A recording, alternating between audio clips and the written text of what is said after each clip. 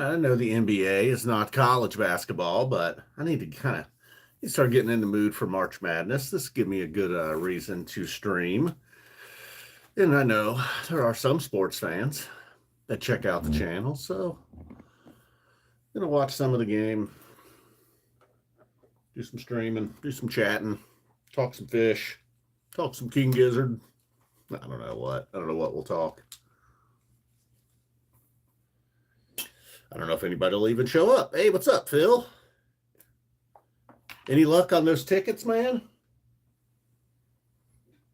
Kind of crazy prices, huh? Oh, cool. You're going to see Trey, huh? Have you ever seen Trey before? See, with these headphones on, I'm going to scream. I got to plug this in.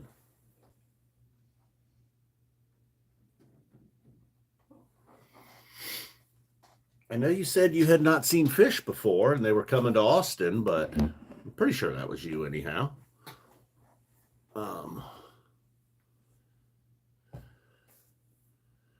Let's see here. Nice. Cool, man. Good deal. I have not seen Trey solo in several years, but Nashville. Cool, cool. Hey, what's up, man? What's up? Present. I don't think I'll be hitting any of the Trey shows.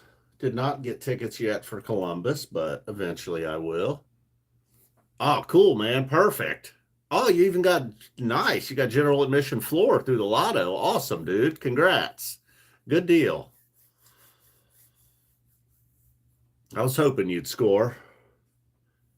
Made me think back to when, yeah, that's pretty awesome, you know. I was just happy to be in the building. I think having general admission floors would have made it even better. So, yeah.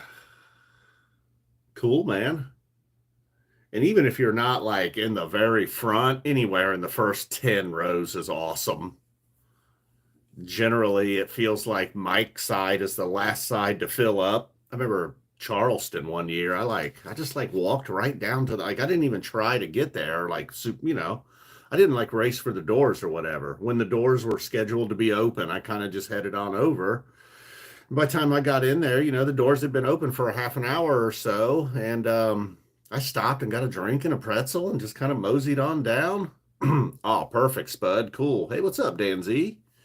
And, Page side, it was pretty thick. Obviously, center was really thick. And then over Mike's side, you got 20 rows closer. Hypothetical rows, that is. Theoretical rows. So cool, man. And I know the Nutter Center was the last time I was even near the rail. Did get to do the encore on the rail, thanks to the Pumpkin Brothers. They hooked me up. They traded spots with me for the rail. And then I know I've told the story before, but the dude who got my ticket for me the morning they went on sale, I ended up standing right next to him on the rail for the encore. So when the whole thing began, he offered to pick up a ticket for me. And I was like, hell yeah, man. Awesome. Saved me some stress. And then we ended up doing the last song together. So that was pretty cool. Oh, nice. You're watching Holly Bowling on Nugs? Cool.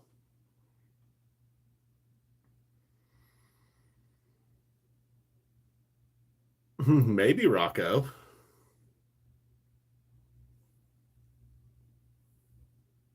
Hope you're over the Eagles beat down.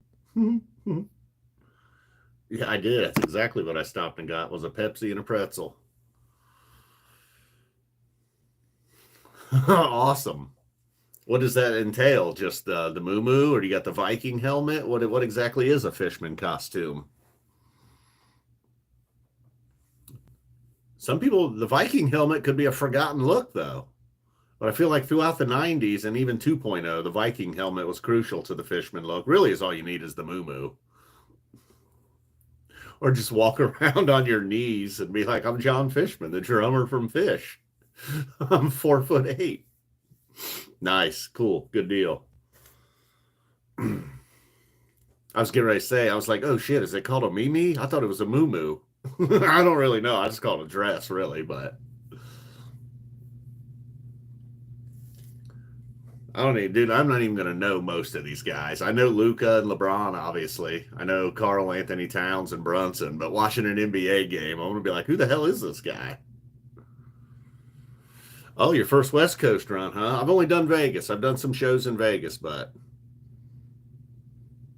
okay, you know the big glasses too. You're right. The big glasses is works, almost like goggle-ish type things. Yeah, yeah, that works too. Yep. Um, yeah, it's about all you need. Pull off Mike, you just get like really awkward looking clothes at a thrift store in a big wig. Trey's had many looks. I like the 2.0 look of the guys though. Boy, just those big ass baggy clothes. John Popper? Dude, I saw some of you guys probably remember this. I did not remember. I did not know this. Wally P, you may remember as well. John Popper burst through the trampolines at one point. I did not know that. I was just kind of going through set list randomly and reading notes. I was just looking for some little nugget just to share at a time like this. And here we are. I know. I was like, wait a minute, is this like a fat joke? Did he really? And then, yeah, apparently he did. Um, I knew obviously that they were on the Horde Festival together, I believe it was, and I knew that they had played together some, but cool. Holly killed it, huh? Nice. Yeah, I don't know, man. And you know, in '92ish, I guess it was. I believe it was. Yeah, Popper was. He was about his biggest back then too. I mean, I hope they just laughed it off. I hope. I didn't look. I didn't actually look. I don't think there's video. I gotta look. Is there video?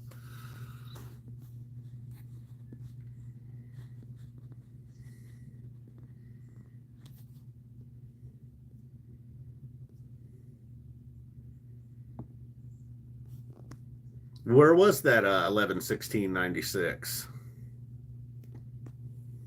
I like my only shows in Vegas were pretty cool. The Chilling Thrilling Halloween show. And the other shows were cool too. Ah, okay, St. Louis. I've done a show in Kansas City, but never St. Louis. Yeah, I thought that was the Horde Festival. Dan Z, were you by any chance at what's the name of that venue in Kansas City? Starlight? The one that kind of looks like a castle or something? Did you by any chance go to that one in 2015, I believe it was?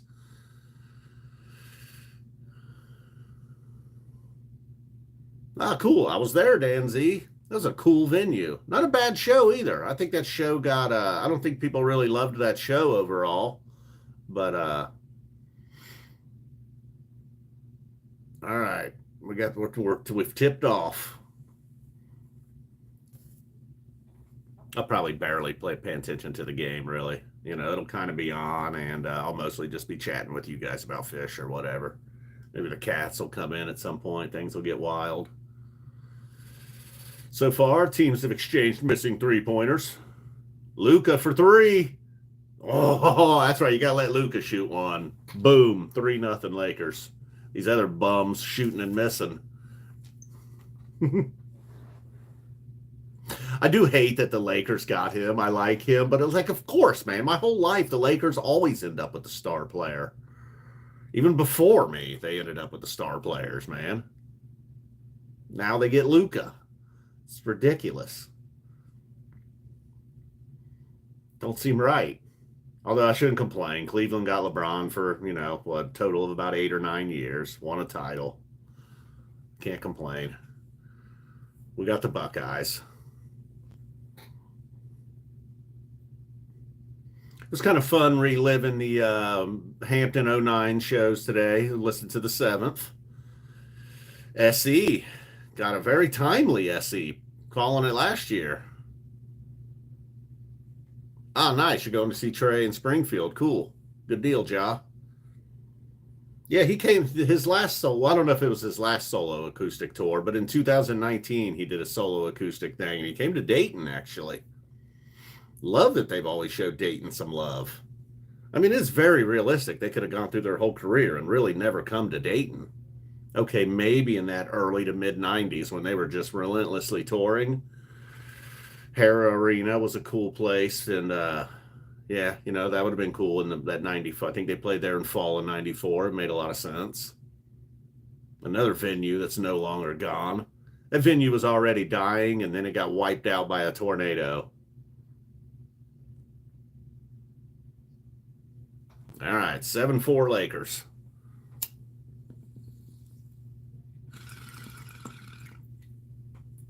I was watching, I don't know, you guys by any chance know that dude, The Illusion, also known as Hamish Patterson? He really doesn't ever talk about Phish anymore. But he's got a lot of YouTube videos, some of them. Anyways, I was going to say, Wally, if you're still there, like his story was very similar to yours. He went to a bunch of shows in the 90s. And by the time we got to the late 90s, things had just kind of changed. And, oh, yeah, Dan Z, I've actually seen you in his chat before. Yeah, I got turned on to him when I first started doing Phish recaps. Somebody called me the Southern Illusion. I was like, who the hell? What's the Illusion? And then I found that guy. Yeah, I know. He's whatever. He's like, for all the stuff he preaches, he can be awful judgmental too. You know what I mean? Just mention something that he doesn't like anymore, and all of a sudden he comes like a big judgmental dick when like he's constantly being like, don't be a judgmental dick, man.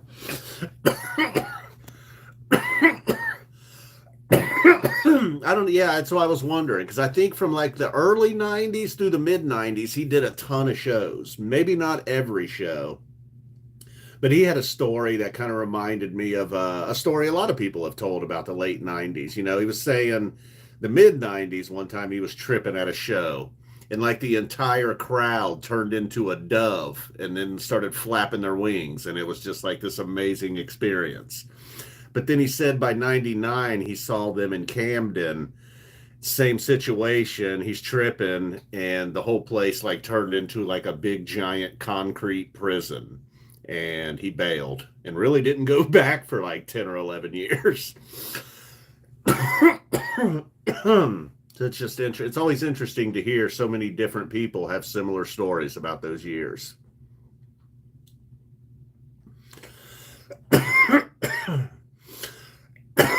Amazing they kept the train rolling as long as they did. Wow, you gave him a ticket and he didn't go, huh? That sucks, man. Yeah, no, he does love Wayne. Not well, no, I think his name's Hamish Patterson, I believe. When he was sober, Phish left. When he got sober, Phish left him. Yeah.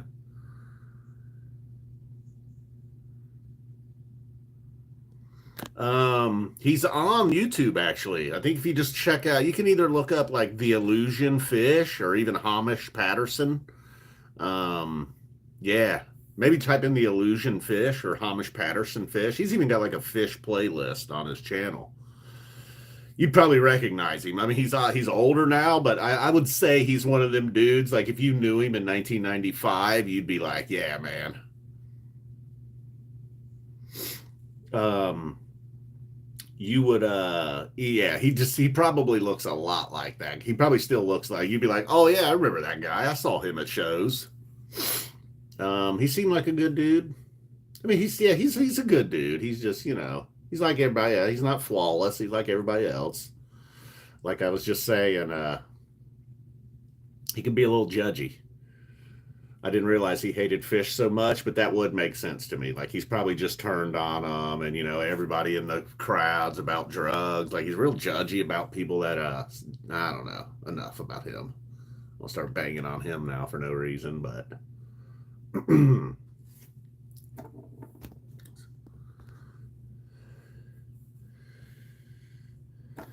you don't ever find him to be a little judgmental, Dan, considering like that's the opposite of what you would think he is.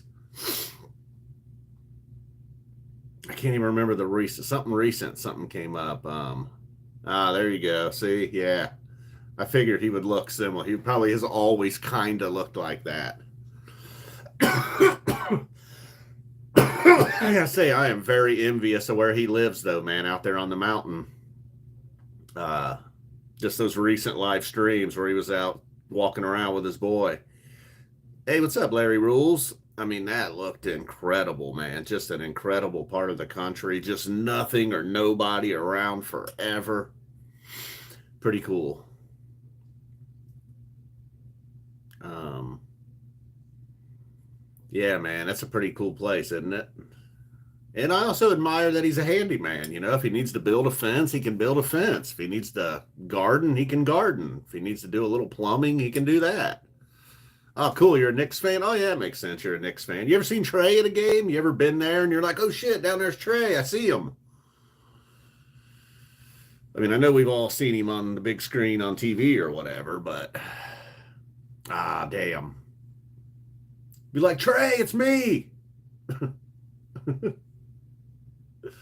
I don't know what I would do if I saw that dude. If I was face to face with that guy, I'd probably just freeze and be like, hey, what's up, Trey? And keep walking. That's what I did when I was kind of face to face with Mike. I had my moment.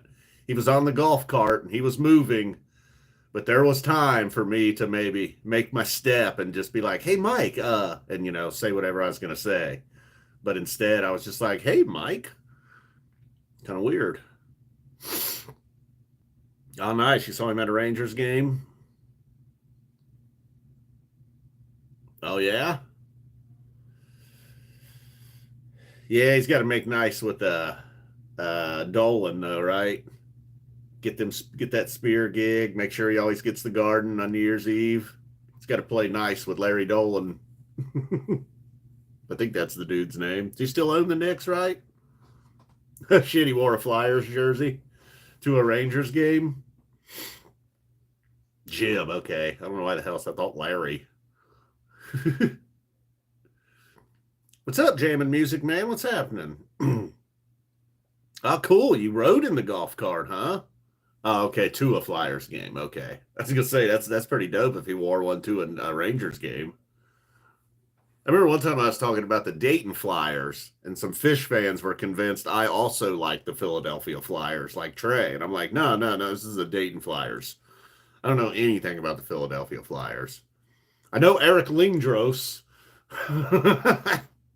number 88, right? Lindros, guy was a stud from what I remember. I don't know. I've never known much about the NHL. Oh, that's pretty cool, Spud. That's a cool story.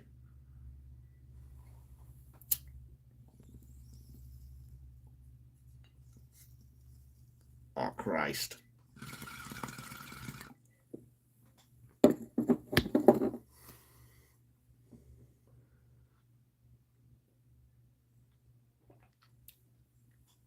What is that?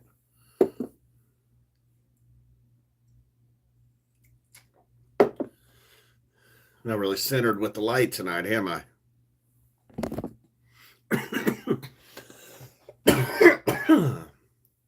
I don't know if I'll last the whole game. Trey played some hockey, huh? No kidding? I didn't know that. A Texan?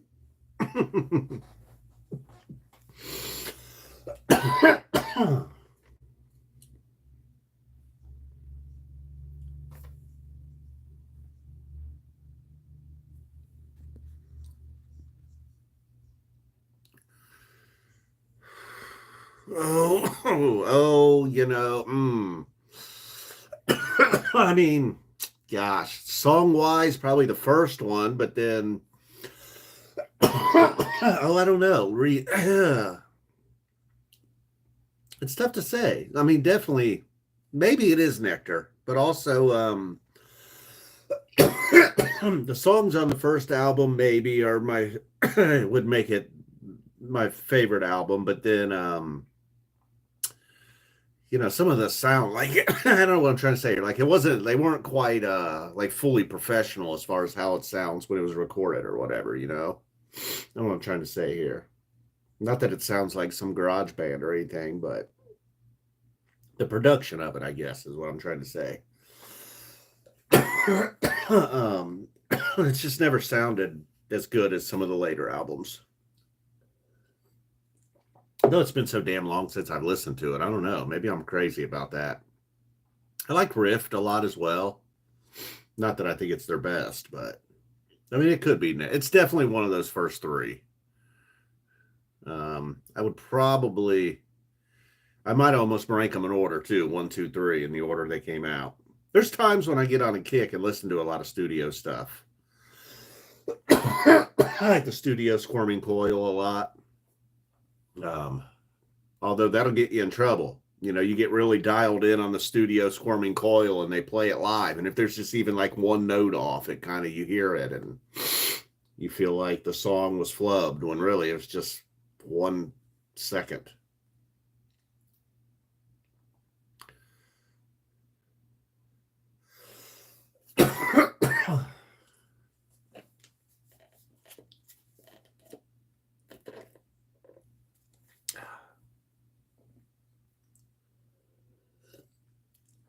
So, oh shit, I keep missing the, damn it.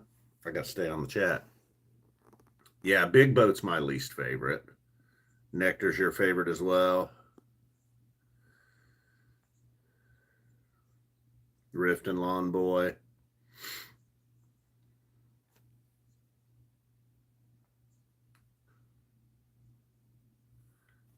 Oh, no kidding. I'm back to the yeah, I don't think the Knicks could beat Boston or Cleveland this year. We'll see though. I guess we'll see, but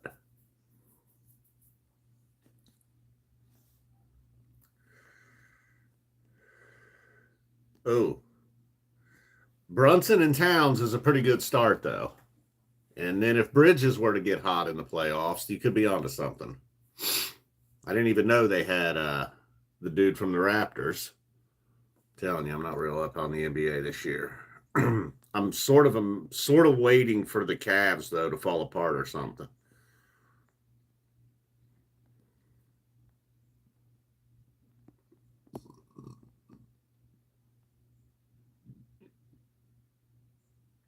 Oh damn. Yeah, I know, man. The Forest Hill tickets. Petrichor, huh? I do like Billy Breeze. Yep, and Rift. Yep.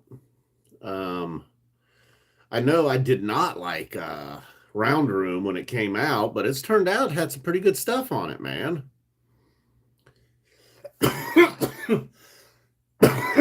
Yeah, that's why I was saying if Bridges could get hot and reach his full potential, like right at the playoffs, which occasionally does happen. You know, I don't know if he's the guy. I don't know if he's like a Jimmy Butler type that goes from it's kind of okay to good to really good, like all star caliber.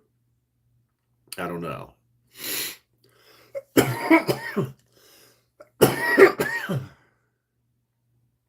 Oh, how's that not a travel, dude? You can't fall down with the ball, you know?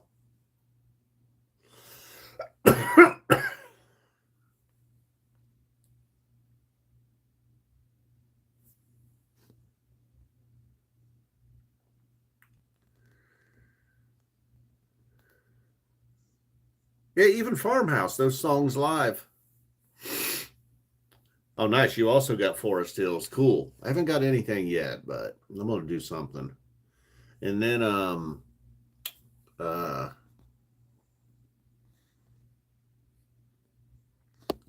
yeah, then there's some albums that like maybe the album isn't that great, but then a lot of the songs, you know, like Gotta Jaboo is something. I don't really listen to that a whole lot studio really, but then I do love it when they play it live.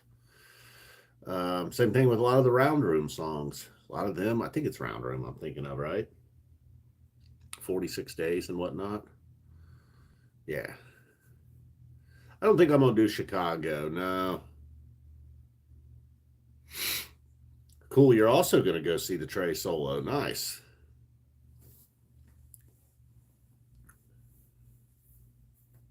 Wonder if they'll do it. I guess not. I wonder if they'll do anything in between their yeah, I guess not. In between their final summer shows and that festival in Kentucky. It's kind of odd that they booked that thing.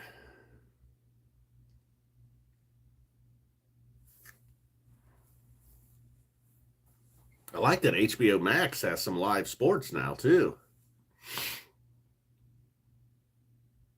and Dairy Queen commercials.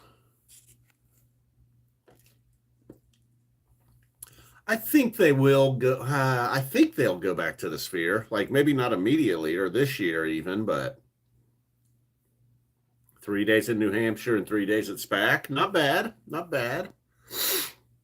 Yeah, their touring schedule is a little weird this year.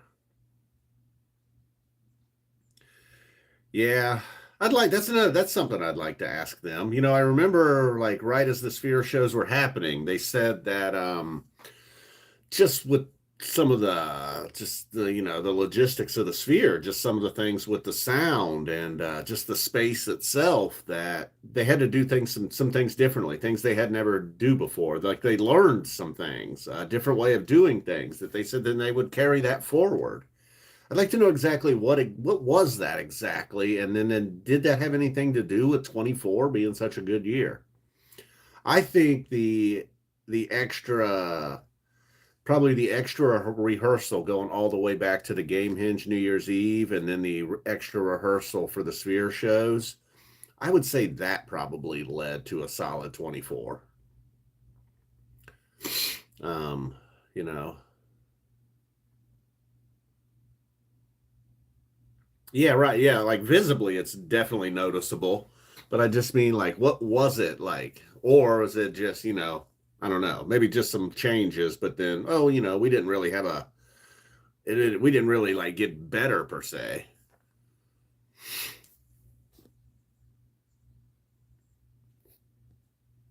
Yeah, yeah, atmosphere for sure. Right. Yeah. That's why I think they couldn't just kind of wing those shows. Like, as much as I love them, every now and then it does seem like they're just kind of winging it. Like, maybe if it was, like maybe Mexico one year, they just kind of seemed to go in like, we just played a while ago, we'll be all right. And then maybe even Albany, like the Albany shows were pretty cool, but it maybe felt a little bit like that. Yeah, so many things was still the taste. I still love the taste from the Sphere. Fall Tour 25. Maybe. I would say, like, I know tickets were crazy expensive for that, but I would also think they spent a lot on that. Like, I don't know anything about production costs for a show like that, but the fact that they did it all original, um, they just put way more work into it than most bands that are playing there, it seemed. And I don't think it was cheap. And I've heard the UFC talk about how much money they spent for just half of one night. Like, they didn't even go all out for the whole show. So, and they talked about how they spent $20 million on the Sphere show, and we're wanting to charge thousands of dollars for tickets. So if they ever do go back, keep that in mind. If they're charging $500 for tickets, just keep in mind they're probably spending 10 million plus on the production. So that might stop them from going there. Like the UFC president, he like loves the Sphere. He wants to go there all the time, but then he's like, our CFO's like, no, we can't do it. I don't know if Phish has somebody saying, guys, no. How about if we just go play in the MGM? It's a lot better. It's a lot easier. It's a lot cheaper. I don't even know. Which is cool though. They spared no expense. Same thing with their light rig. Like I've heard ridiculous figures on like how much they've invested in just their light rig. Chris, I guess. Hey, what's up, Woody B?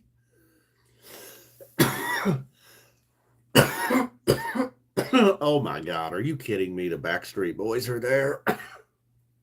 That's that's really a shame. Like, what's the point, man? What's the point in building like the greatest audio system in the history of music for whatever they say. So the Backstreet Boys can play there. My God. I haven't paid much attention though. Like, is it doing well? I know, like when it first opened, everybody wanted to write their pieces about how it lost money in the first quarter it was opened or whatever. But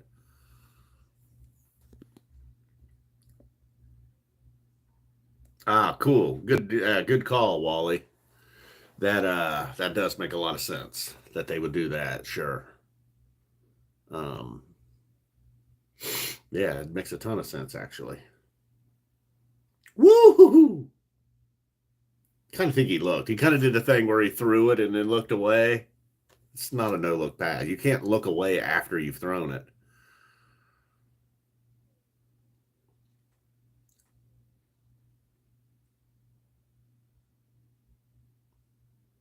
Oh, yeah, someone even speculated that had something to do with all the indoor shows because of the the current light show.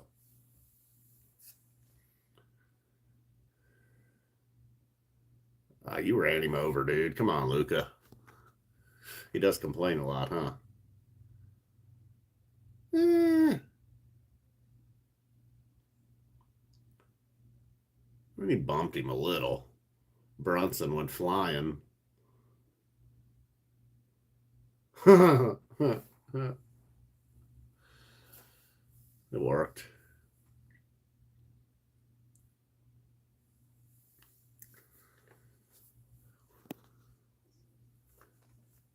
Cool, Spud. Apparently, I quit talking.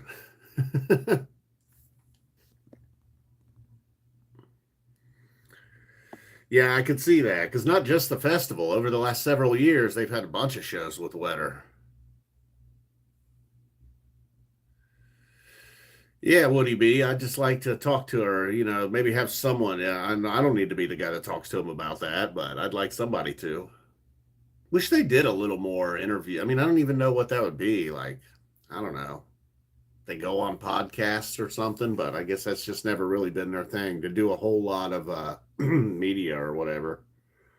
Do some interviews here and there. And then maybe when a new album comes out, they might do a little something extra. Yeah, I'm going to do the March Madness again. Yep, I will.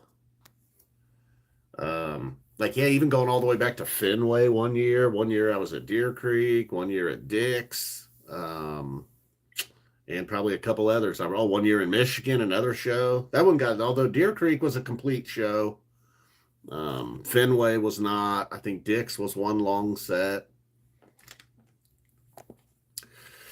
So yeah, what is this like an El Nino year too or something? La Nina means more rain in the summer. I don't know. I'm just saying stuff at this point. I just wanted to say La Nina. El Nino.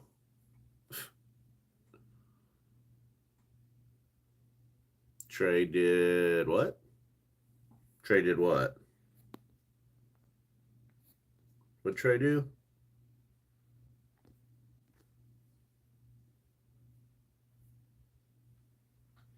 Oh, I didn't really hear him. Did he? Trey did talk about it. I didn't hear that. I heard him say, like, hey, we learned some things at the Sphere we can take forward. I just don't know what those things were.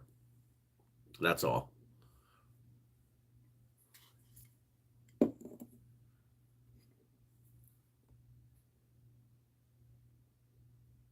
Northerly. Yep, you're right.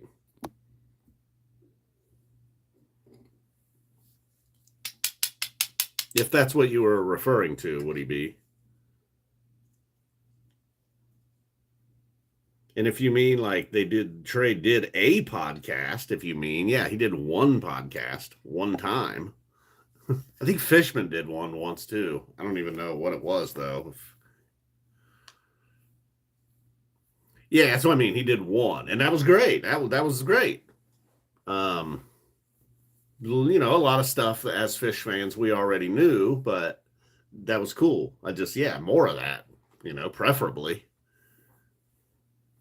Woohoo! Like I don't know. Not sure. Not sure what's out there though. Like what would they do? But then there's a billion podcasts. They're outside of the ones I listen to. I don't know what's going on out there. I guess I've never really listened to one that consistently has musical guests on either. Like I heard Billy listen to Billy on Theo or something like that, but never like yeah, I don't know. The King Gizzard guys were like on a couple of them were on Tim Heidecker one time, but there's never I don't know. Maybe there is one out there like that always has on musicians. But then most musicians I probably wouldn't even want to hear from. I don't care. I would like to hear from the guys in Phish though, more often, other than from like Rolling Stone or just whatever, I don't know. They did the NPR thing this year. That was cool. I have not watched that yet. No, I didn't actually. Kind of don't know if I like that guy or not, Rick. Sometimes he's annoying, and then sometimes will watch a YouTube video of his and find it kind of useful. I've heard him talk about Trey before.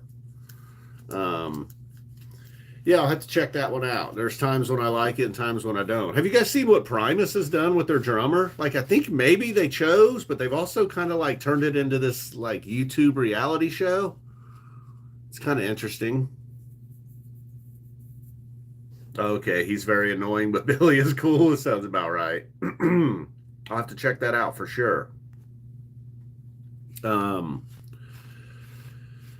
yeah, cool.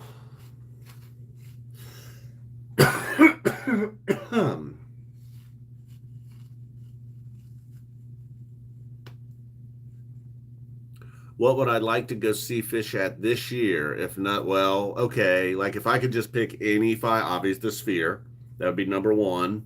Number two would be MSG. Number three would be what's a cool one that I've see. I want to say Dick's, but is it? I guess Dick's. You know, I was gonna say, but maybe I would really rather see it Red Rocks. Maybe I think I want to amend that. I want to go with Red Rock. Yeah, okay. I want to go Red Rocks instead of Dick's actually. So Red Rocks, MSG, Sphere. You know, I really like the MGM, man. Your room is like right up there. That is so convenient. I like to do like 4 nights in a row at the MGM if I can do that. And then the fifth and final one, maybe the Nutter Center, because once again, it's just like right here. I feel like there is one. Hey, the Gorge. I guess that would be cool, obviously. Maybe one of them real small ones too. Like a place that has less than 5,000-6,000 people or something. But Sphere, MSG, Red Rocks, real easy. And then I like the MSG or MGM and Nutter Center just because of the personal convenience. I've been to Merriweather. I liked Merriweather. I've been to Alpine, Deer Creek, obviously, the Spectrum once. So there's a few I think that are a pretty big deal. Blossom, handful of big venues in the Midwest I've checked off.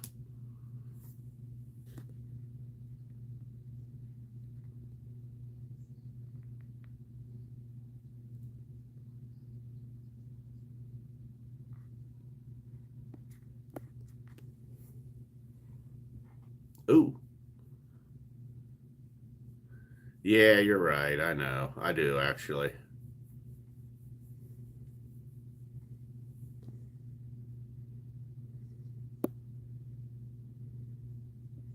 They're going back to SPAC this year. Would he be?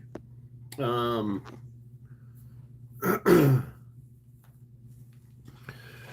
uh, and then I don't know. I like the indoor stuff, but then there are aspects of the outdoor stuff I like. I just something about the summertime and outdoor venues feels like it just goes together. I don't know why. And since in the last, going back quite a while ago, they improved the sound on the lawn, I think. Like in 2019, they made a major upgrade to the lawn sound and shit, man. I just remember being at that Alpine show in 19 and doing the first set in the pavilion and the second set on the lawn and really not noticing much of a difference as far as, you know, just the sound and the atmosphere, everything, man. In fact, the second set was way more memorable, but, you had a lot going on.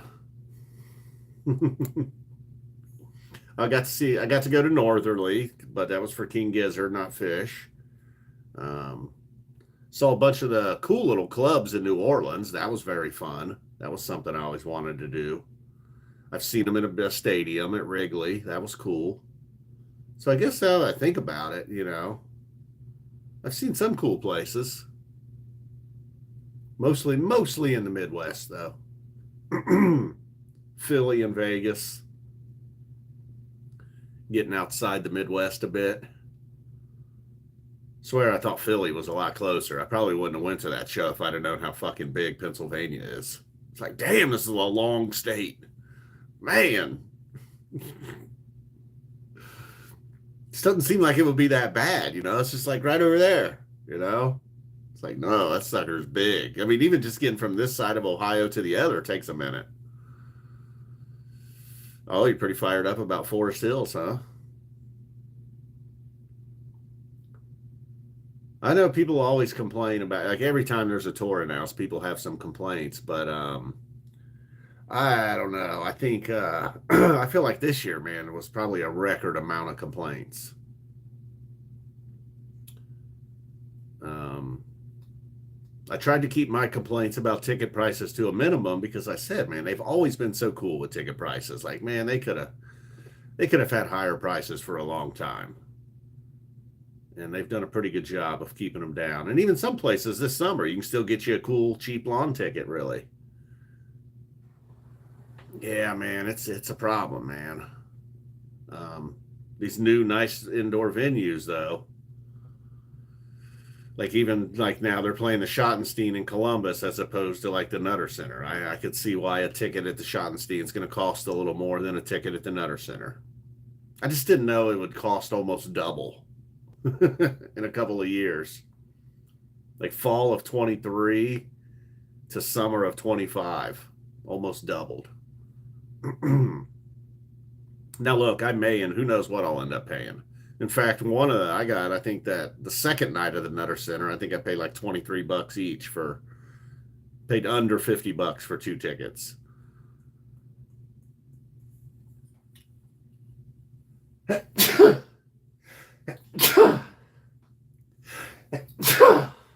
Bless me.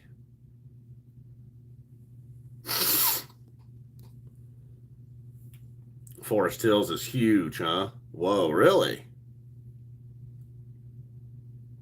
What are you saying price wise? I think we're talking prices, aren't we? I forget. I'm the worst at live streaming, so I totally forget what I just said like 2 seconds ago. Something somebody said. I missed so many. Hollywood Bowl cheaper than the United Center package is interesting, huh? Okay, the price. Okay. Wow, really? More so than MSG, huh? Crazy.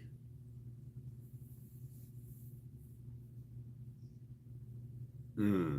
And at least it was for a benefit, you know. You could argue that too. Well, it's 31-27 in the game if anybody's interested at all. I'm barely interested.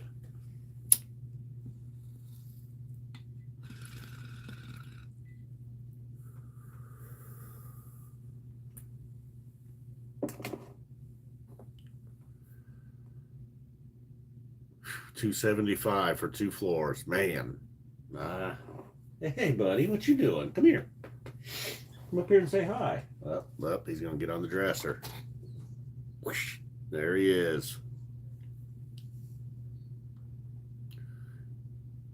You going to open the curtains? Go on, open the curtain with your face. You know how to do it. Come on. You can figure it out. Open it with your face. He'll just start until he gets his head in between there. Oh, what you doing? You looking at me? What you looking at?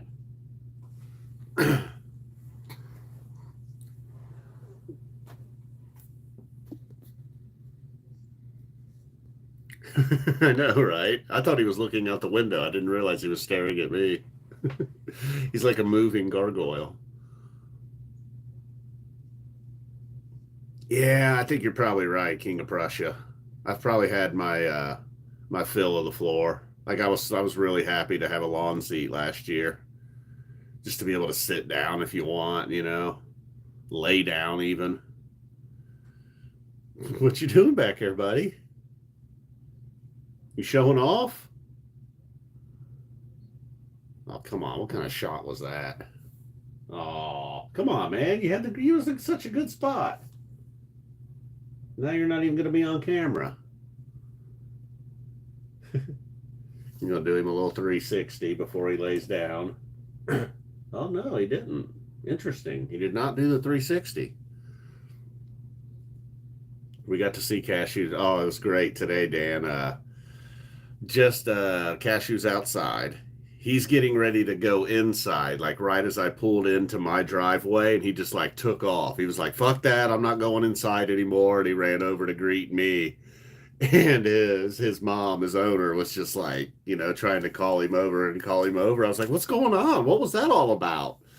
She was like, well, he was about to come inside and then he saw you and he got all excited. I was like, yes, I secretly loved it. He's over here making him some biscuits now. What you doing, bud? He's auditioning for his job at Bob Evans. Are you a biscuit maker? Probably hearing purring too.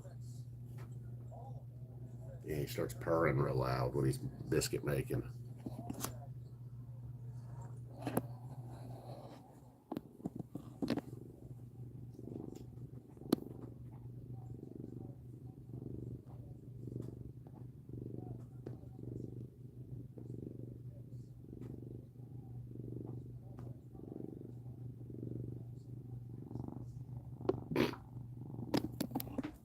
I don't know if you could hear him or not. Whoa, what happened there? I don't know if you could hear him or not.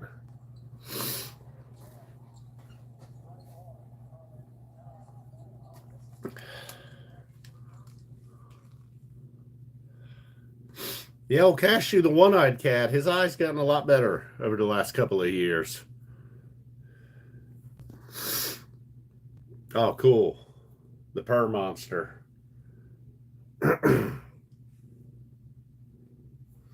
Yeah, he was like one of them cats. Like every now and then you'll see a video and then they like try to turn it into something real dramatic. And it's like, this cat was left at the shelter for 8 months and then nobody wanted him. And then finally, like when we got him, he really had been at the shelter for like 8 months or wherever. I think he was with like a foster family or something. And when the lady brought him over here, he wasn't in this room for 2 minutes and he jumped up in my lap and started purring. And it was just like, well, obviously we're keeping him. He's pretty much been my buddy ever since. Rose is a little psycho. Rose likes me. Rose is like more like a normal cat. Like most of the time she's cool. Sometimes she's a complete psycho. Sometimes she's just a jerk, doesn't want to be bothered. I just think I'm trying to pet her and I get clawed for no reason. Sometimes maybe I ask for it, okay?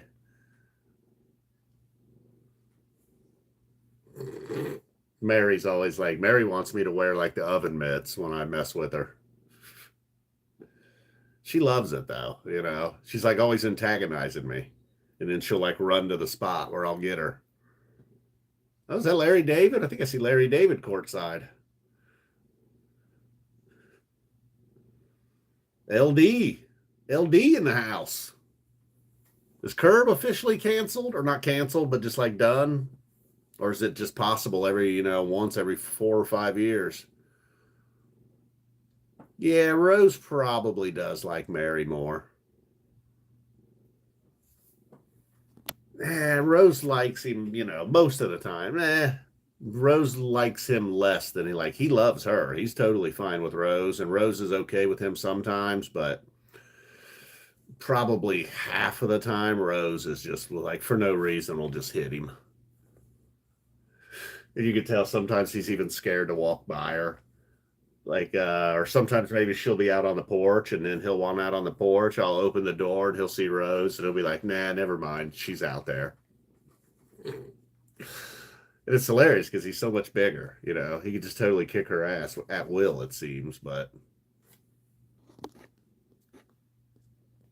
shit, I'm gonna go back a little bit. Oh, no way, is it the Beacon tonight? No kidding.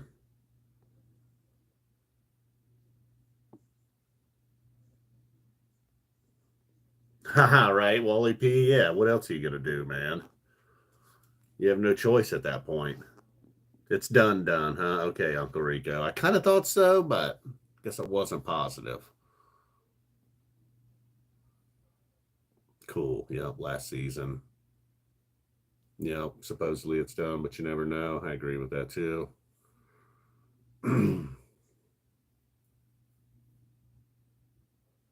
Oh no, it didn't work out at all with you guys, huh?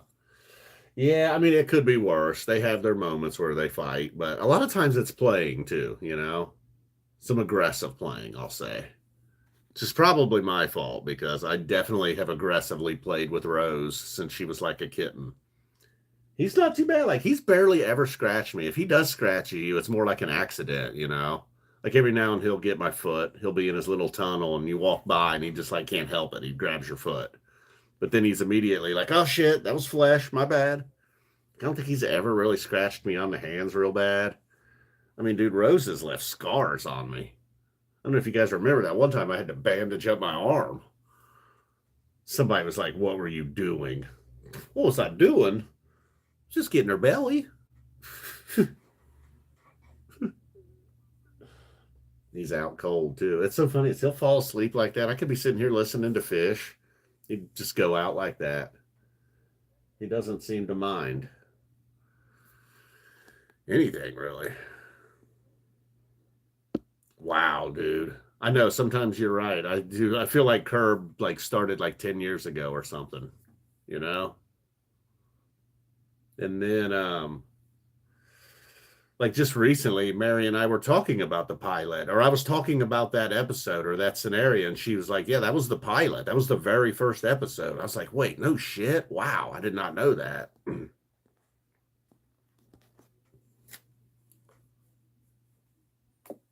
But yeah, it's like that's amazing. Even now I'm like, whoa, 2000. That's amazing. So many things are like that though. I mean, even these damn Hampton shows that I was talking about today, or the Hampton show, the run's going on right now, the anniversary of the run, 16 years ago now. Like, we're getting to the point where 3.0 is going to be the bulk of their career when it's all said and done. 3 and 4, I guess, if you must. Ooh, 30. Oh, wow, you're right. Knicks up 6. Damn. 38-34 now. Lakers just scored, obviously. Who we got on the floor? This Jackson Hayes guy, dude. I was making fun of him when they traded Anthony Davis. Me and my friends were, and he's done okay. Guys, all he does is dunk alley oops, though. How was Carl Anthony Towns 29? LeBron's 50 and Carl Anthony Towns is 29 still. They look about the same age. I don't know, Tim. Did Morrison ever say they're yeah, they're allowed back? I know they got banned at one point, but I think they're allowed back now. Tell you what, if they go back to Telluride one more time? Hmm? You know, I was checking out the history of the Boulder shows. Not a lot of good shows in Boulder, believe it or not. I mean, according to .NET ratings, I should probably, I'd have to listen to them myself. And that's not to say there's none, and that's not to say there wasn't some great stuff. But overall, you know, like we were just talking about venues or cities that are just kind of ringers that, ones that are kind of should be on your bucket list. Boulder is probably not like a city where you're like, oh, yeah, you got to see Phish in Boulder. Surprising to me. Oh, my God. How's he that fast still? This went from nearly the 3-point line with contact to the bucket in like a blink of an eye. Towns, dude. Oh, well, that's pretty good for a 7-footer, but he took like 9 steps. I mean, asking for traveling in the NBA, I guess that's just, that was over a long time ago. Mm. Getting old man face. Ah, LeBron, you left him. He missed a three. Oh, dude, you got to touch past that. Sorry, I'm getting into the game here for a second. Nice pass. Interception by Towns. The lefty. All right. Boom. Cool. Go for it, Spud. I'll definitely be here till at least halftime. Yeah, Austin Reeves isn't bad at all, right?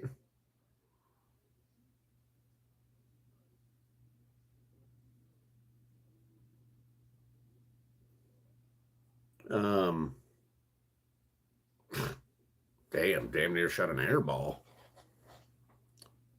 So otherwise, how things been going, Woody B? You been to any new bands or anything recently? So I saw Robin. I don't know. I can't remember if you were here or not at the live stream. Robin Trower released a new song.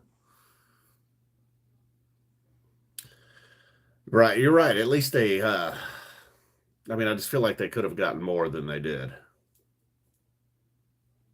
Max Christie, Luca really is kind of like the Tom Brady, isn't he? I mean, he does seem like he complains a lot. I've heard that about him. I haven't ever noticed it though. It was a little bit of a foul there, sure. Oh yeah, Saratoga will be. Well, I mean, you would think. Oh, that'll be pretty cool, Wilson, King of Prussia. Sorry, I've been so in and out on the chat. Sorry if I'm missing messages too. Trying to get to as many as I can.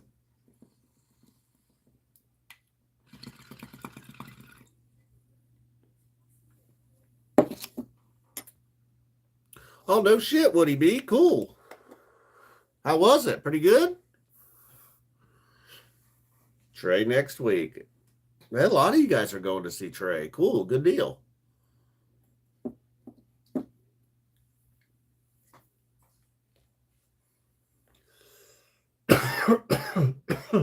$42.40.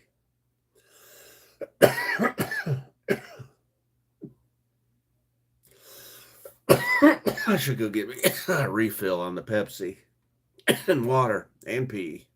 That guy looked familiar. That almost looked like the guy that played in The Professional. I don't know that actor's name. You know what I'm talking about? I swear I almost thought I saw him courtside. I wonder who. I don't recognize the people with LD. Isn't it funny that you can tell it's Larry? Like they haven't shown him up close. You know, it's from the camera across the court shooting that way. You know, you can just tell it's him by the way he's sitting. Guess it's the baldness, the hair, the body shape, even the way he's sitting.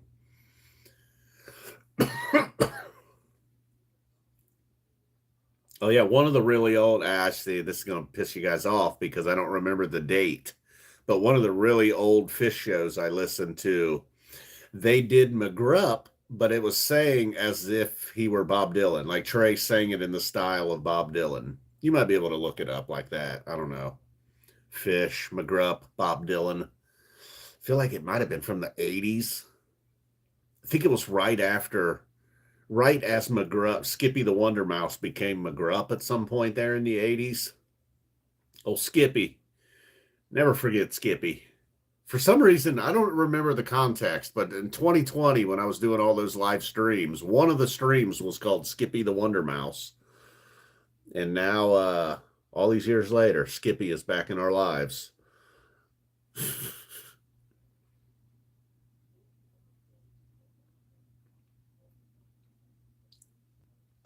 Ah, nice. Little Rock, huh?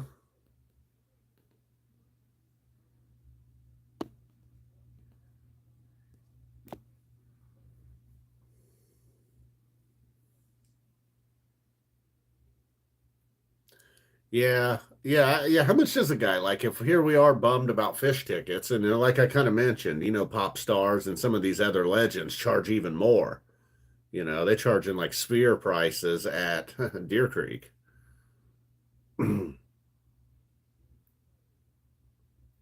Yeah, that's always a little weird, right, Uncle Rico? Um, I don't know. I guess it's not required, and even a band like Phish doesn't do a ton of talking to the crowd, but usually at least a hello and a thank you or something. But yeah, I feel like can't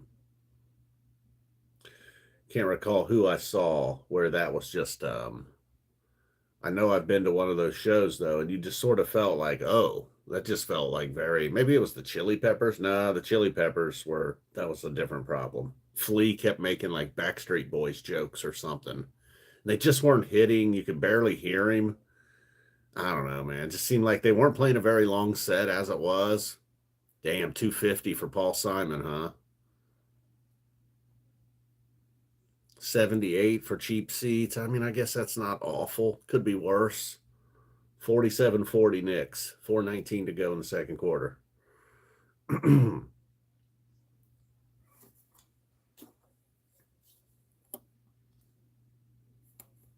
Oh, yes, he does. You're right. Yeah, I mean, it's almost the whole point. It's like, yeah, it's almost like a storyteller's thing. Ringo, 280. Ooh, oof.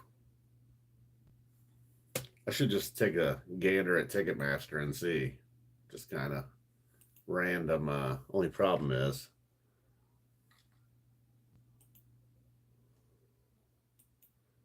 I'll start getting ads for whatever.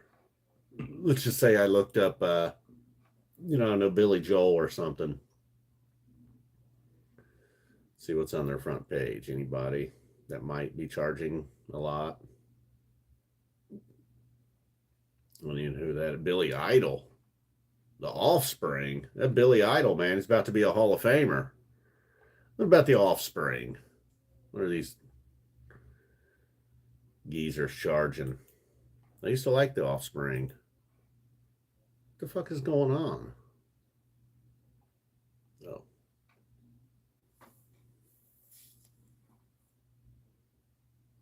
Ah, that is cool. That is cool. The paper ticket option. I like that.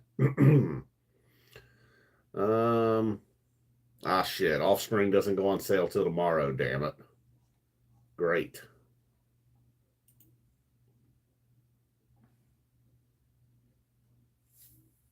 Oh no, you're too embarrassed to say. That sucks.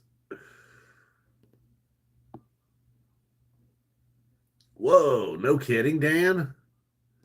Um, yeah, I went and saw some comedy shows this year, but we didn't pay anything like that. Now, I mean, I wasn't looking to get floor seats or anything. We just had like average seats for every show. Um,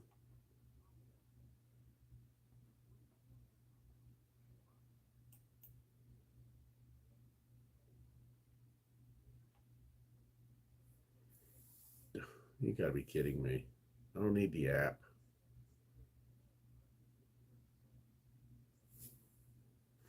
Hey, what's up, Nug?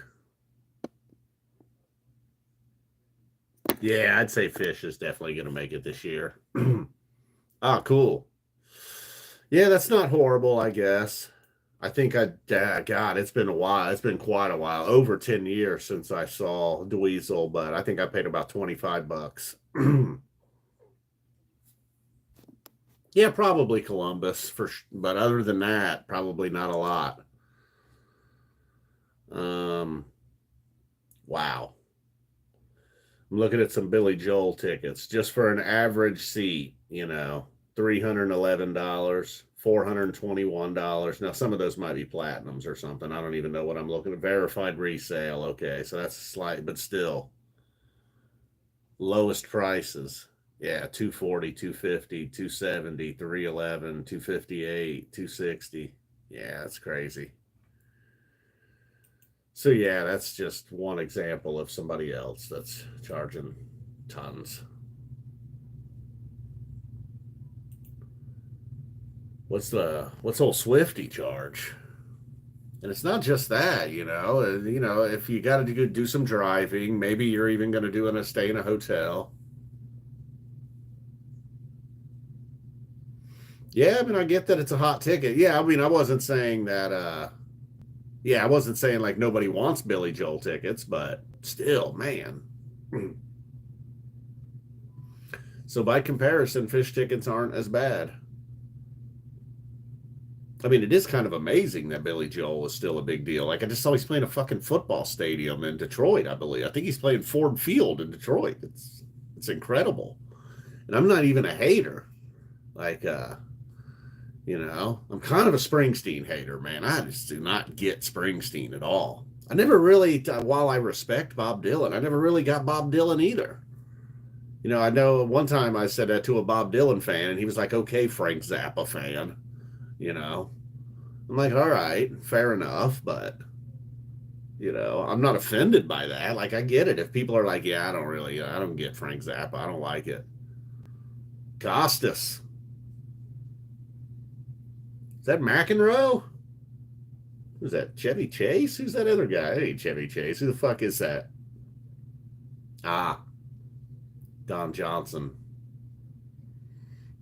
McEnroe. I was just talking about McEnroe the other day. I'm surprised more tennis players weren't like him. I definitely would have been like that if I was a tennis player. Like every questionable one. Like, you cannot be serious. That'd have been me every game, all game. It's a very nice venue, yeah. Um, that's about all I can give you, Jason. I'll share a story with you, Jason. We went there this summer, and we got there early, luckily, and we're parked. And I was like, man, I got to go to the bathroom. Like, it just hit me all of a sudden.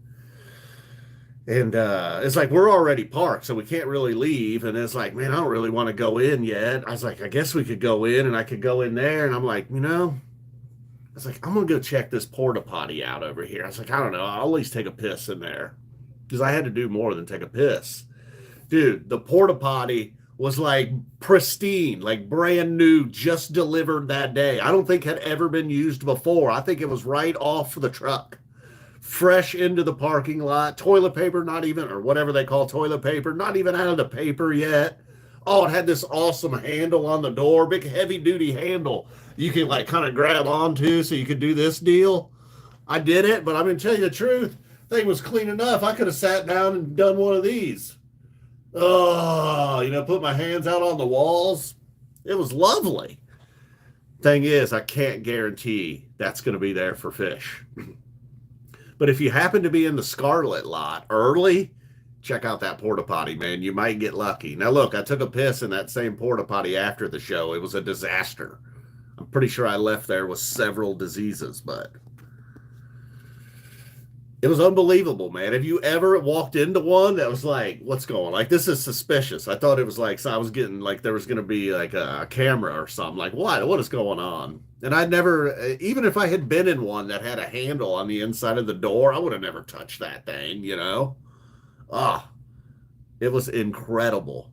It was a lifesaver too, because yeah, man, I just I don't know. It just sucks. You get all ready to go, you're out, your night's about to start, and you're like, man, I gotta take a crap. And we're in public. Nobody wants to go on the road. Yeah, Schottenstein's inside. It's a basketball arena. It's got carpet, man. I mean, not where the seats are, but like when you're walking around, like you leave your seats to go get a beer or something, there's carpet. It's too nice. It's a big one. Yeah, it's a big one. 18 sounds about right. Yeah. I don't know how they'll have the stage set up exactly. Damn,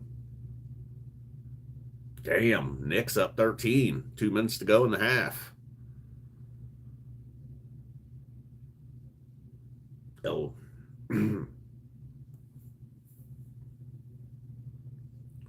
Dude, I should have been like that person at the Nutter Center. Just waited midway through the show and just shit right there in the venue on the floor.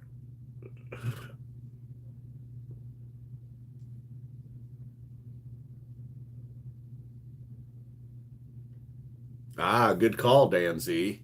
Dude, at Northerly, they had this wasn't really a porta potty. It was almost like a portable, mobile bathroom situation they had set up, man. Oingo boingo. Yeah, unfortunately now I like King Gizzard, so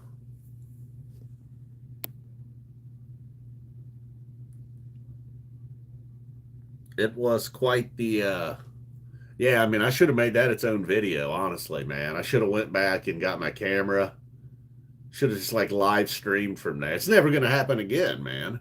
You guys know porta potties. You're playing with fire anytime you open that door. You don't know I mean, no matter how bad. I mean, there's been times when I've been like, nah, I ain't doing it. I'll shit my pants. I'll shit in the trunk of my car before I go in that thing.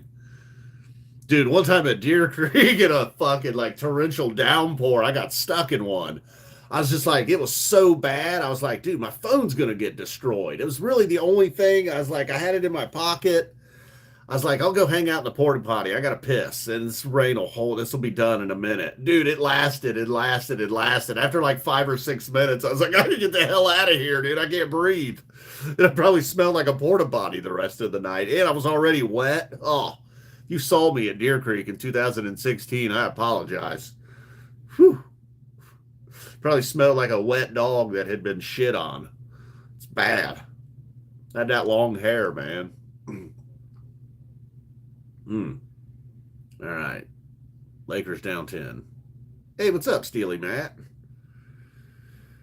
Really all over the place. Talking Phish, talking about porta potties, kind of watching the game. Bong hit occasionally.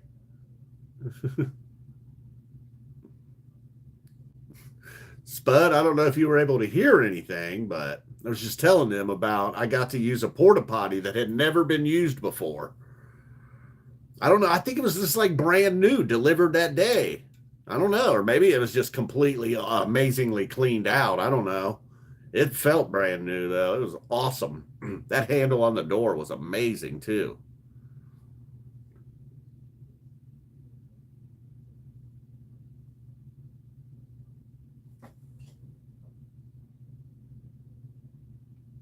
Oh, oh, come on. You can't do that.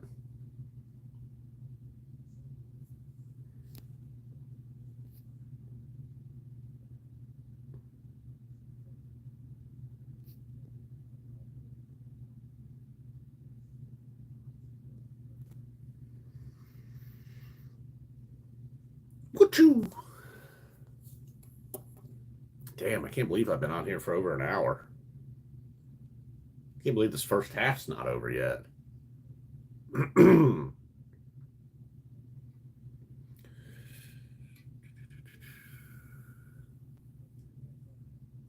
It was amazing, Matt.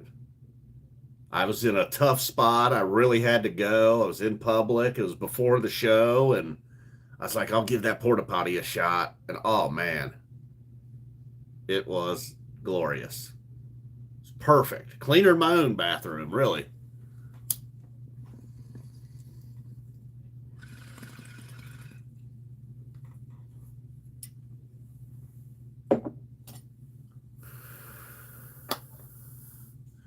All right.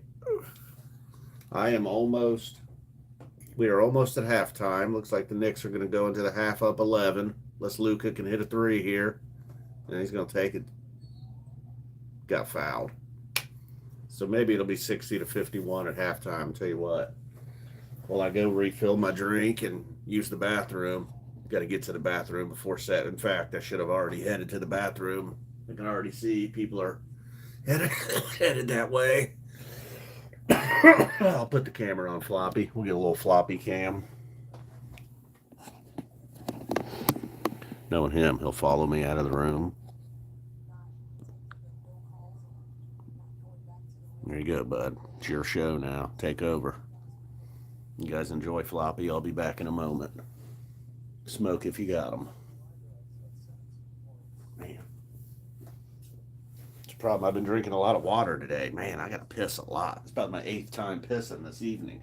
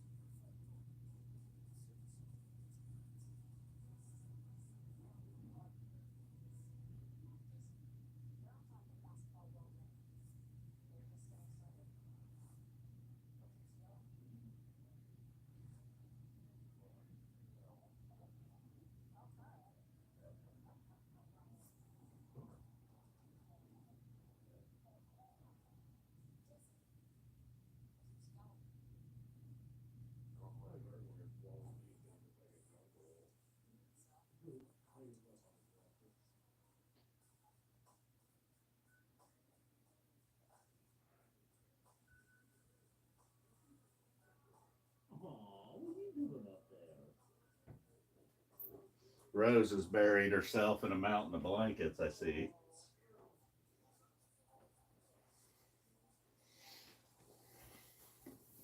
We don't need no. Oh, did you miss me? All right, unfortunately, I'm back. Sorry, floppy cam's over. If I stood for a little bit. Start doing my stand-up routine. See? So, did you hear about this? You hear about this? You hear about this cat? You hear about this black cat that watched basketball? You hear about this?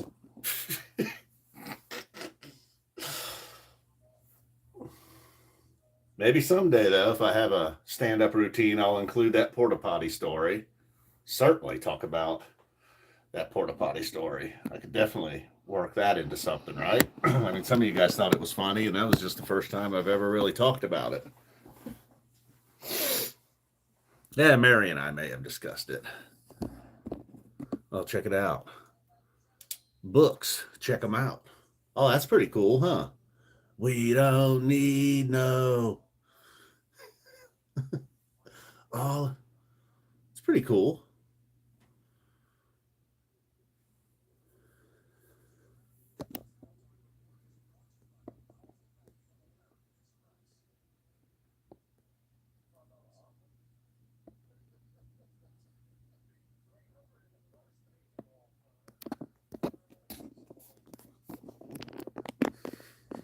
Thanks, Forbin. I appreciate it. You are a loyal viewer, and including ridiculous videos that probably don't even deserve a comment. Guys like you and Spud are always there. All right, that's a little too dark.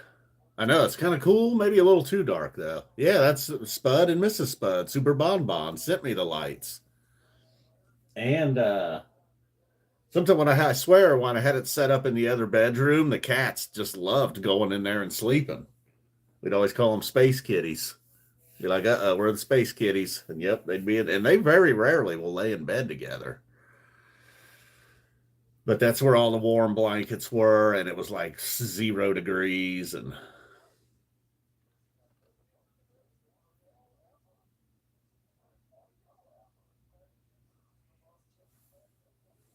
you're right, it does look cool though. I could have it to where it switches, but I kind of like the consistent color. But it will mix it up. It's got a little cool remote. Wish I had. I need to get a longer cord though. I just don't have a chart. You know, you got to keep it plugged in. It's got a little charger USB situation.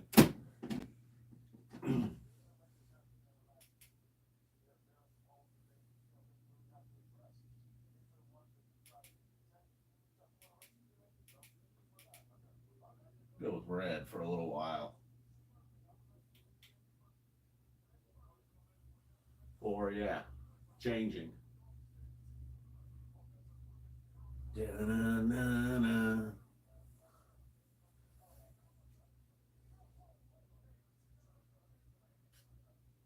Let's see, how do I do the meat stick dance? I don't know the meat stick dance. Beneath the sea of stars. I like that. Good call, Tom. Good one. It is cool, man. Spud, I might have to get me another one, light up the entire room. Sure, I can find that on the Amazonian.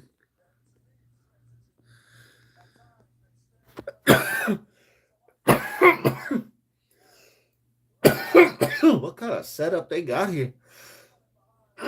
Like this big mega screen. Kenny Smith is like up on a stage walking in front of a screen that is like huge. That's different. Why does Kenny Smith kind of look like Donnell Rawlings to me? For a little guy, Kenny Smith was a great dunker. Anybody remember Kenny Smith in the dunk contest way back in the day? Man, I remember being a kid when the dunk contest was still cool. He was good. Where at in Ohio, Nugs? Columbus? Tubular. I haven't heard that word in a while, LV. I did say cowabunga the other day. He's talking about early Simpsons and Bart Simpson. I was like, I never really liked the show, but I did have a shirt that said Cowabunga. And then Mary said she had like a lunchbox or something. You know, a lot of North Carolina fans too, actually, oddly. Not just Spud either. Others. For a state that doesn't have like, it makes sense that I have like a lot of people from whatever, California, New York, Florida, Texas, those states. New York, really, Phish and just the amount of people. But it doesn't really make sense that I'd have a lot of fans from North Carolina or subscribers or whatever you want to call it. Just mostly more so than the other states. Well, actually, once you get outside the big states and then Ohio, yeah, it's like North Carolina was like, I don't know, the state where I had the sixth most subscribers or something. Yeah, I do. I remember D Brown. Yep, the pumps. The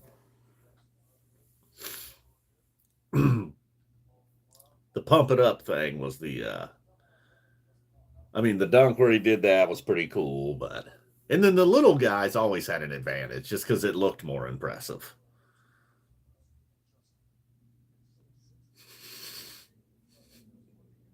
Valdez nuts. Whatever happened to D's nuts or Valdez nuts? They just never played it. I think they knew. They were like, our fans are just gonna say Valdez nuts.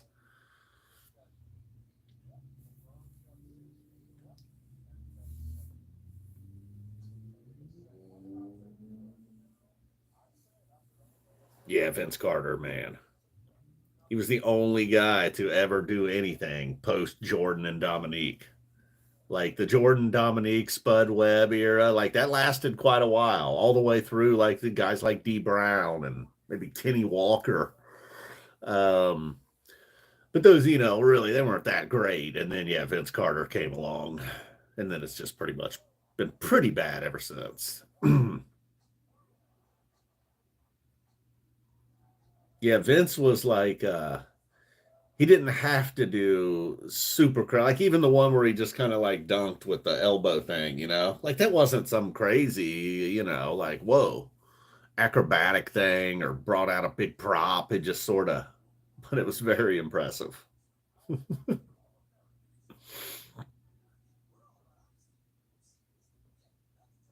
Dwight Howard, it was hard to be impressed by just because he was so tall. Spud Webb, 5'7". That's pretty impressive to be able to dunk.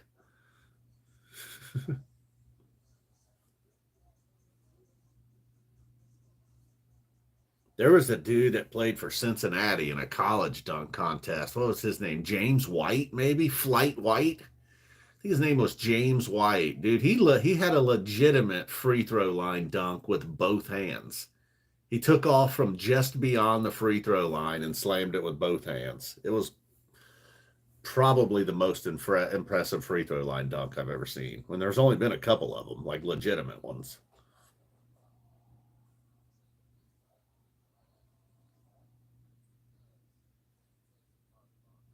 Yeah. 5'7" is impressive. Oh yeah, I forgot about Nate Robinson, another little guy. But again, it's not that his dunks were that spectacular. It's just that he was like 5'9". Didn't he box Jake Paul? Shit, I think he did. Dude, I tried to dunk one time. I think maybe I told this story on a live stream one time. Just me and some friends were playing pickup basketball. We were like 14 years old. I probably couldn't even touch the rim. And anyways, probably I think it was 2-on-2, 3-on-3 at the most. Well, I was kind of out at the top of the key. And just as I kind of made a move toward the basket, my friend passed me the ball. Dude, I took one dribble and this big kid stepped in front of me. And something inside of me felt like I could dunk. And I just took off as if I were like 6'7" and I was just going to go up and ram it home and dunk right through the contact. Except I couldn't dunk. I was like 5'7". I couldn't really jump at all. And I just jumped as high as I could and I screamed and I threw the ball almost like a baseball at the rim and then landed and was like, "Rah!" And did all the everything. Like I just dunked. It was like taunting and talking shit. The kid was complete. He didn't know me that well, man. He was completely freaked out. Like he didn't know what the hell just happened. And my one of my friends was hysterically laughing, and then the other one was like, "What is wrong with you?" And I still occasionally will ask my one friend. I'll be like, "Do you remember that when I dunked on that dude at Dimmitt?" I asked him recently. I'm like, "You ever?" He's married now. I'll be like, "You ever tell your wife about that time I dunked on that kid at Dimmitt?" He was like, "No, I actually haven't." I don't know what came over me, man. I can't explain the feeling I had. Something inside me felt like I could do it. It was just the perfect opportunity, except I couldn't dunk. Now, if I played on an 8 foot rim, yeah, I occasionally played on an 8 foot rim. Yeah, I could definitely dunk on an 8 foot rim. In fact, I could then dunk on my friends. We had our one friend, David, who was much taller than all of us, but not really coordinated and not super athletic. I definitely dunked on him a couple times. Think I got John Starks his ass at one point. I told everybody I teabagged him. It wasn't true. I just dunked on him on an 8 foot rim. I told everybody at school I teabagged him, and everybody just went along with it. They were like, "Yep, sure did." We tortured that. He was our friend, but for some reason we just always picked on him and tortured him, man. We shot him with BB guns one time. We invited him over and then ambushed him with BB guns. I don't know why we were so mean to him. He was pretty cool. He was a good kid, you know. He probably could have kicked our asses just based on, the fact that we were all like 14 and none of us could fight. He was just bigger than us. One time he threatened to throw like a 10-pound dumbbell at me. I got a little scared. I was like, all right, I went too far. Don't throw the 10-pound piece of steel at me." Then probably immediately just went back to messing with him. I think one time we got up on the roof. Like he didn't know how we got up there, how he could get up there, and we just stayed up there. And then as he would leave, we would get down without him seeing us, and then we'd go to the front door and be like, "Come on, man, we were just messing around. Come on, come on." And then as he would turn around, we would take off out the back door and then back up on the roof. Just assholes, man, total assholes. I think the BB gun time, he rode his bike which was probably 3 or 4 mile ride. He rode his bike all the way over, and we ambushed him with the BB guns, and so he just left. No, this was not Joey Johnson. That was the guy, but he had the mustache well before 6th grade. It was not him, different guy. Joey.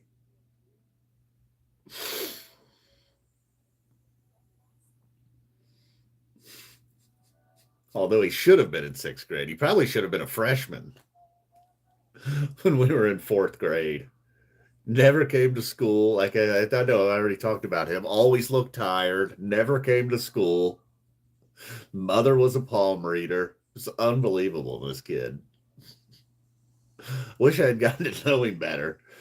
He was just always so sleepy. He'd be like, "Oh, no, I don't watch the NBA.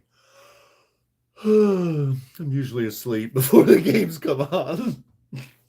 I don't know why he was so tired. It was like the palm reading business, like real like noisy. He couldn't sleep. Maybe it was the neon lights. His mom had one of them crazy neon lights like they had in the 80s.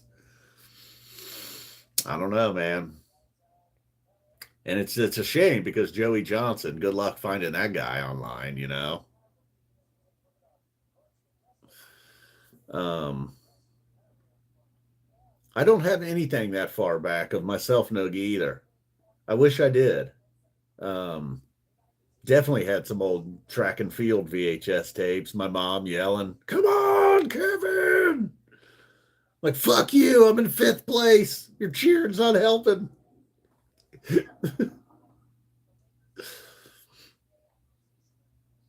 Not even gonna medal. I got some medals. Oh, I got some medals, man. I got a rash. I got a rash, man. All right. Some of my classmates, and sadly, man, I don't know about you guys, but and what your years were, but Jeez. And then I went to several different schools, but the two main schools I went to, gosh, man, a good chunk of my classmates have died from overdoses. I mean, I say a good chunk. It's probably like 15% of them or something, but still, that's, ends up being a lot of kids. It's more than two or three is a lot. And then the surrounding grades, I had older brothers and sisters. I had a really good friend who had a younger brother. So it wasn't just my class, it was maybe a couple grades below me and under me. Now, I don't know whatever happened to Joey Johnson, but dude, a lot of overdoses. Probably in the 2014-ish to 16 range. Yeah, this whole Dayton area, it kind of got wrecked hard. Um, some of them weren't even here though either. You'd hear about somebody that was, living in Michigan now, or living in New Jersey now, or Pennsylvania, or Florida. First it was oxys, and then it just moved on to, I guess, heroin, and boy, that was it. Um, but then some of my old classmates I'm friends with, some of them, every now and then you see one on Facebook, and you're like, oh boy, I thought I didn't know why. Here it was, the alley-oop to Jackson Hayes. Dude made like 18 shots in a row over 2 games. That's all he does. Knicks up 7. Um, but yeah, every now and then, man, we see somebody. I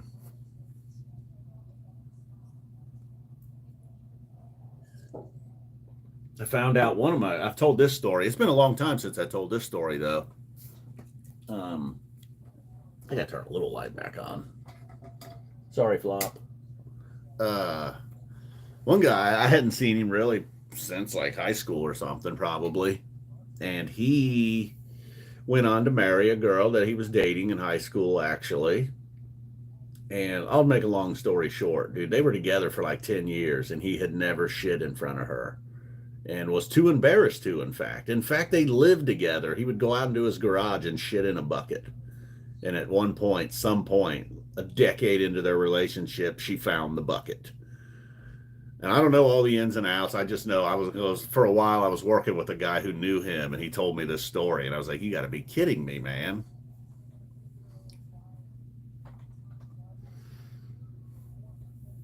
Ah, congratulations, Rico.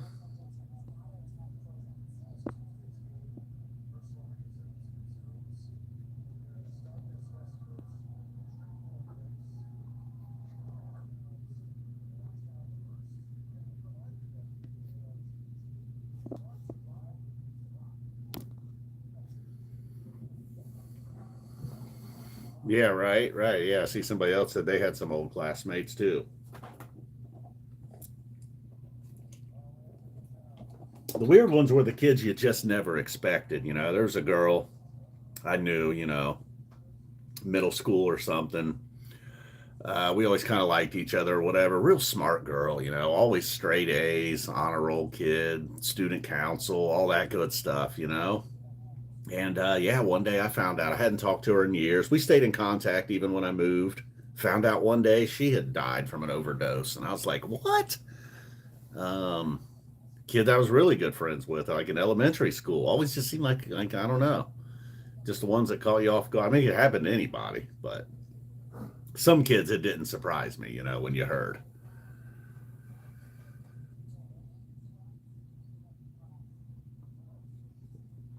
Uh, so who knows, man?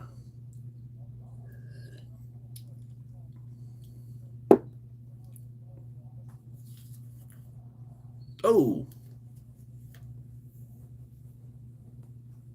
boy, it's windy out there. We've had tons. Uh-oh. What's going on, Floppy? Uh-oh, Floppy hears something. He's up. So what's going on out there, buddy? What's going on out there? Can you open the door? Oh my god, look at him standing up like Flo. He's so cute. You guys watch Flo yet? It's on HBO Max. Ugh. What's going on out there? Huh? What's going on out here? I don't know what just got him so interested. I don't know. Something just got floppy. What are you doing? Let's see. I don't know. Something just got Floppy worked up. He wanted out. Now I see Rose is standing on the tree looking aggressive. I don't know. Well, I'll leave the door cracked for you, buddy. I don't know what that was. Knicks up 11.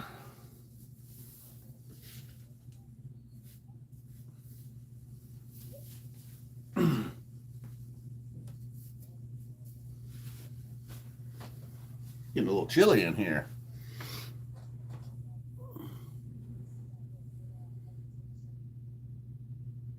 Oh, damn, Chubbs.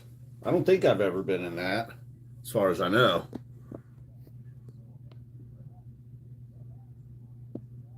Nice, Woody B. Good deal. And you know, the truth is, that's about all you end up with, you know?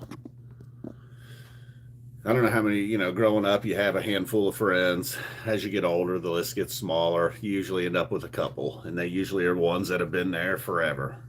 And then as you get jobs and different things, sometimes it's college kid. A lot of times people remain friends with a college roommate or something. But sometimes it's just that kid that you played Little League with or that grew up a street over that you've known. Like, one of my closest friends, a dude I still text with all the time. Yeah, we've known each other since we were 4. And then, yeah, I don't know. I'm trying to think. People that I speak with regularly, text with.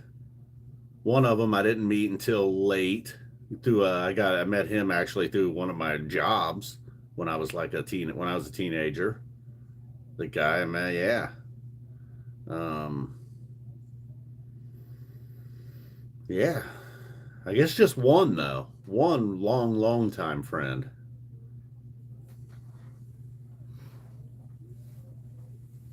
And he's one of the guys I originally saw Phish with, and then the other one,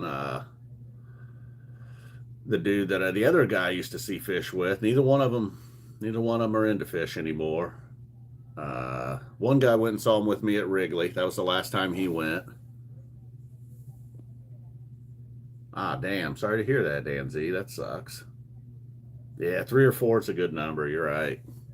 Now I got the cats and Mary.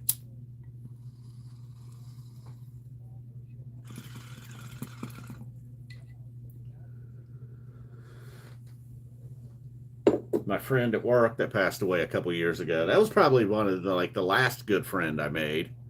That I didn't even meet him till geez, I don't even know how old I was. 25, 26, 28, something like that. And then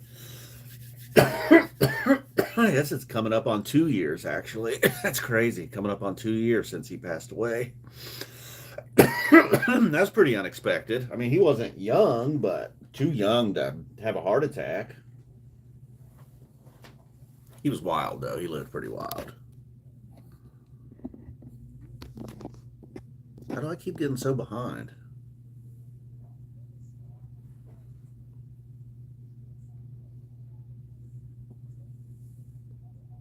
Oh, yeah? Would he be? Yeah, it was a bummer to Steely Dan. Matt.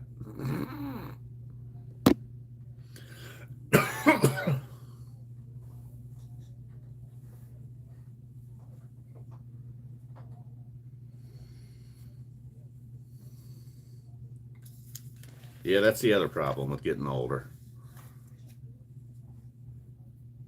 Your friends start dying. Like, oh man, then you get to our parents' age, like my poor mom, man. Just so many of her friends have died in the last, 5 years. And brothers and sisters. Brothers, I guess, not her sister. Her mother, not long before that. I don't know. Then my grandmother went into like assisted living at the end, her last couple of years, and it was brutal because she kept hanging in there. She was doing well, and she'd get a roommate, and the roommates wouldn't just last 6 to 8 months, and they'd die, and then she'd get another roommate, and she like started making these friends, and the one that burned her the worst was this lady that she knew from church like 50 years ago. They hadn't seen each other. The lady moved away. Anyways, they hadn't seen each other in like 50 years. They ended up roommates at the assisted living place, and then that lady passed away. And it wasn't long after that is when my grandma started to quickly decline. And she went from being like 96 and pretty good to never even made it to 97, I don't think. She had a good one, though. She had a great run. It was right during the Baker's Dozen, too. I remember that was very, very timely. Like, I've never been one of them guys. It's like, oh, Phish has always been there for me, man. They've got me through so many tough times. I probably shouldn't mock and laugh at people that feel that way. But for the Baker's Dozen, that was indeed true. And they were so good. Like, imagine if that sucked. That'd have been such a bummer. But yeah, there'd be some nights where I'm like out there, like, man, is this going to be the night? Is this going to be the last time? And then I'd come home and check out the show and just kind of like check out of it all for a while and just forget, kind of, Yeah,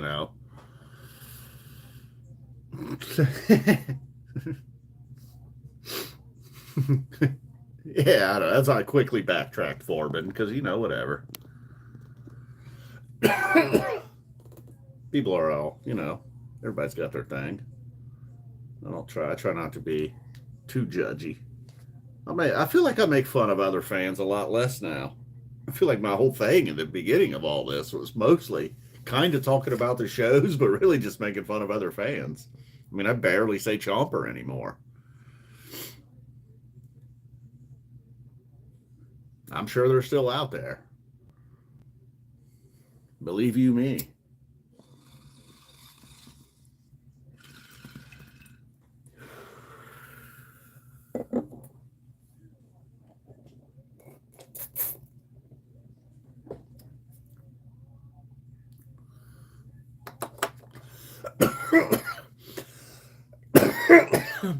Nah, I don't like Goose, but I don't hate them.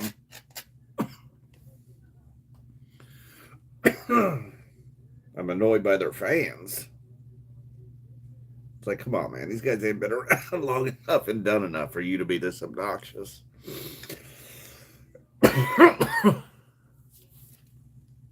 yeah, I mean, they're not horrible. It's just not really my thing. But if they ever go real heavy, might get into them. I kind of like heavy stuff.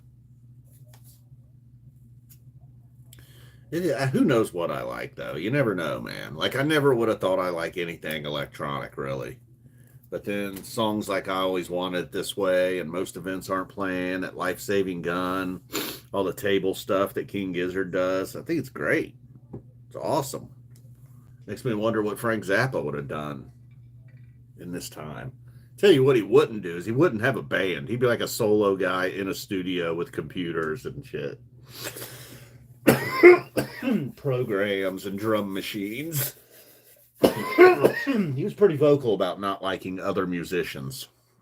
He was kind of a jerk. I mean, yeah, sure. Somebody can say that if they want. I don't know. Uh,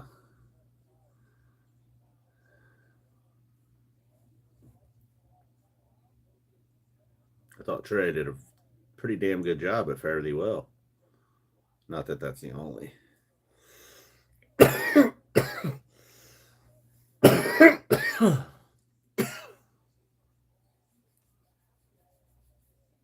Yeah, you like them, Steely Mad? I know. Took me a couple of tries, but once they clicked with me, man. And then Justice, maybe my constant listening to them was wearing down. Then they go and put out all their summer shows on streaming services, Spotify or whatever. A lot of them uploaded to YouTube as well.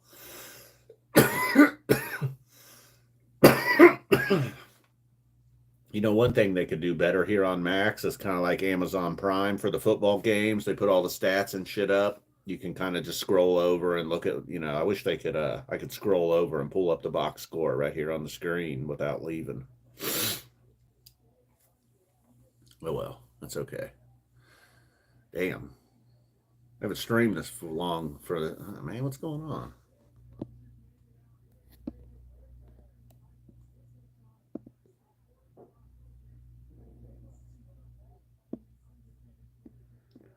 I don't know.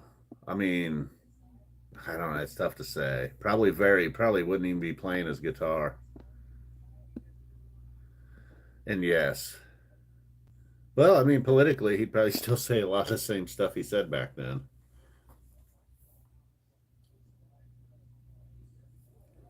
I don't think he would like very many of them.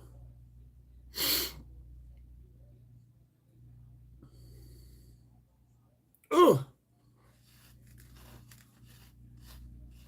but yeah, I bet you it would involve a bunch of him in a studio by himself playing with programs and drum machines and things of this nature, synthesizers and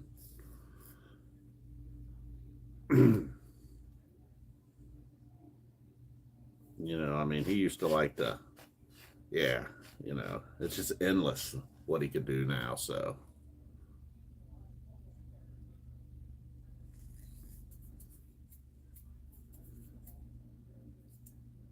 it's too bad. Although we got a lot out of him. It's not like he was one of them artists that had two or three albums and then that was it.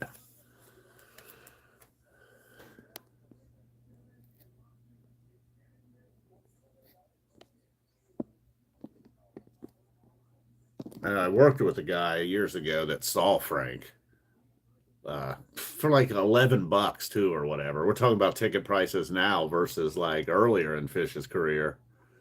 Ticket prices in like 1975 are pretty awesome. I think my dad's always talked about seeing the Rolling Stones for like, I don't know, maybe less than $10 or something. I had to dig out my old ticket stubs and look at the prices on some of them. Just what was I paying in the late 90s? I feel like it was always somewhere in that $20 range, right? 20, $25. And boy, you talk about embarrassing. I could show you some embarrassing ticket stubs too. I mean, whatever. I'm not, not gonna be that embarrassed, but I saw some bands. What am I missing? What did Chubbs say that I'm missing? Chubbs, what'd you say, man? I'm missing it. Oh, here we go. Well, I just saw it, then it went away.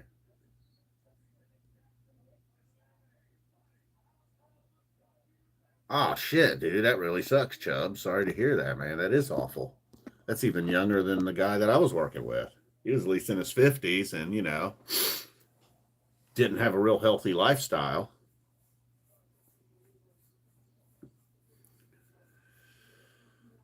You just never know, I suppose.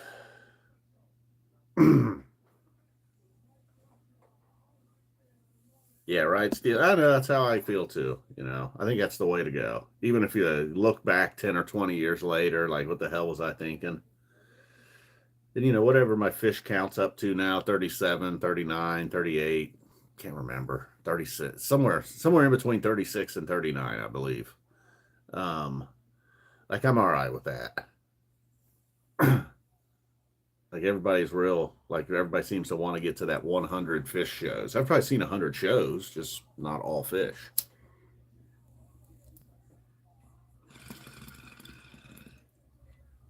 I wish I would have started earlier. That's my one thing with Phish. I mean, at the very least, I should have saw him in '97.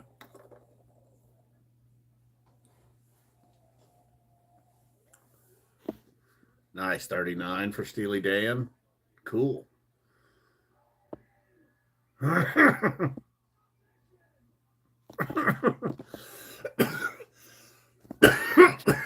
Yes, right. Leonard Skinner in '98, that type of stuff.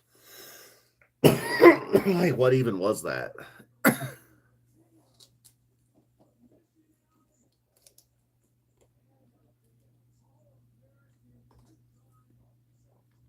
Yeah, I don't know. I'd like to see. Yeah, I don't know because I know there's just. I guess if I really, really, there's just so many I would forget. Mm, Have I streamed 500 shows? Is that what you're asking? No, not yet. I mean, I've streamed definitely over 100. I don't know, though, actually. Because when did they start streaming every show? I've definitely done every one of them since then, minus a couple. And then before that, if I wasn't live streaming video, I was live streaming audio.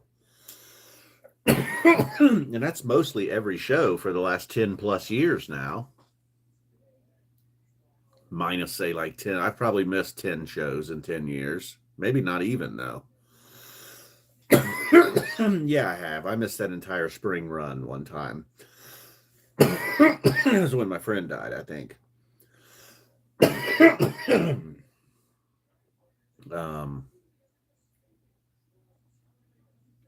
And then there was the time, like, I don't know how I would count the New Orleans thing, because I was in New Orleans for like 4 days, and I probably saw 20 different shows.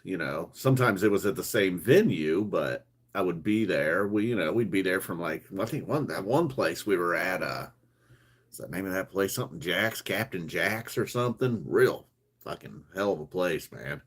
Something Jack's. Anyways, dude, we were there from like 7 p.m. or something. Hey, what happened, man? This got kicked off. They like me talking about Captain Jack's?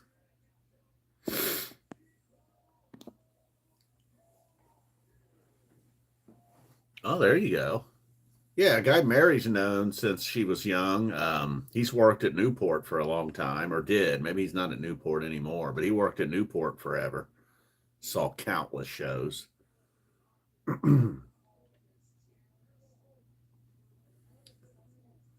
What kind of shit was that? Oh, that's a foul, bro.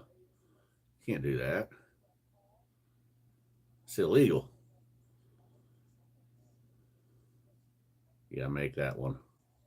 You did.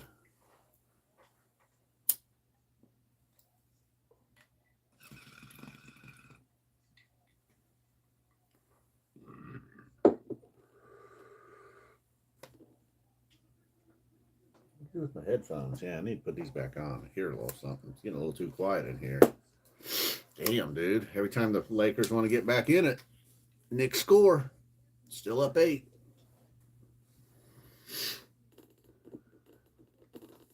Damn it. Probably my favorite show I attended. Probably the Chilling Thrilling Phish show. Maybe that Alpine Phish show. King Gizzard this summer was pretty awesome. Yeah.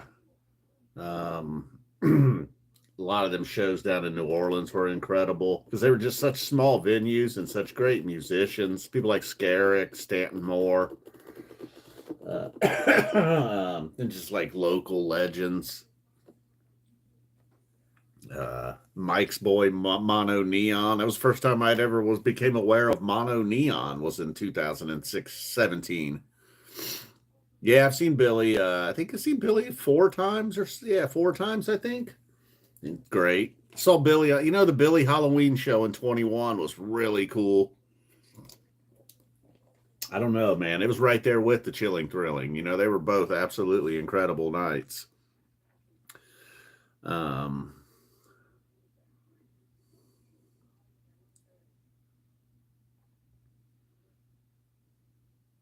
Oh, really? The Cincinnati Symphony, huh? Nice. I finally saw Guided by Voices a couple of years. My first concert was Kiss, McCavity. Who was yours? Triumph. Nice. Oh, you lucky bastard. You were in Grand Rapids for Billy and Phish. Yeah, my first was Kiss. And I think I was 10 or 11 years old. Quite the experience. Then another early concert, I saw Gordon Lightfoot with my dad. My mom was supposed to go, and she bailed. My dad was like, well, you got to go. I got a ticket.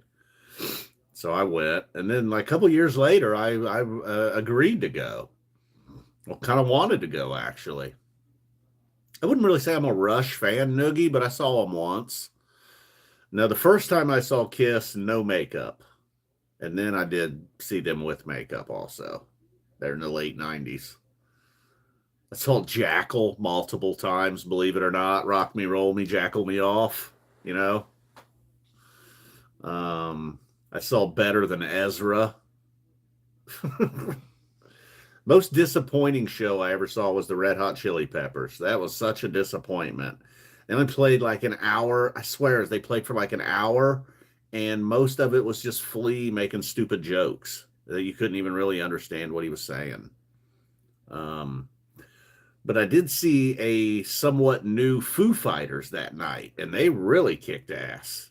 Didn't even really know. Like I knew Dave Grohl, hey, that's the drummer from Nirvana or whatever, but Foo Fighters were hungry. I think they were out to prove that, like, hey, man, not just the drummer from Nirvana, man. Yeah, they really sucked live, man. It was a disappointment. Do you guys, by any chance, remember the John Butler Trio? Saw them one time. They were surprisingly good. Had like this like Alice in Chains thing going on or something when I saw them live. I was like, this is kind of grungy. This is nice. Noogie, you remember them? Cool. Then I saw Garage Mahal. I saw them at a small bar in Cincinnati with like 10 other people. That was pretty incredible. Those are always cool, though. That band Marbin that I like, I've seen them in some really small places. In fact, they're getting ready to go back on tour. Um, you guys ought to go to their website or something. Check them out. Marbin, Marbin. They could be coming to a town near you. Seems like they would maybe go from like Chicago, kind of at an angle down to Florida, something like that, or maybe start in Florida, angle their way back toward Chicago. Yep, that jackal. Yep, Spud, that jackal. Yeah, they're pretty wild, right, Steely Matt? It's funny is their YouTube channel is finally blown up, and it's basically through like music lessons. The guitar player's been posting like a video a day for a year, either just completely bagging on music school. It'd be like, this is everything you'll learn at Berkeley in 20 minutes, like those type of videos. Ooh, Patti Smith at the Roxy, that'd have been pretty cool. No way. You saw Garage Mahal at Canal Street? I mean, I saw him at a place probably smaller than that, the Mad Frog in Cincinnati. That was awesome. They weren't even supposed to be there either. Um, I don't even remember how I found out. I think it was like the early days of social media or something. I don't even remember. Maybe I had a friend that still lived down there. That Phish show, the unknown Phish show that did in fact take place at Canal Street, but nobody really knows exactly what happened. That came up recently on a stream I did.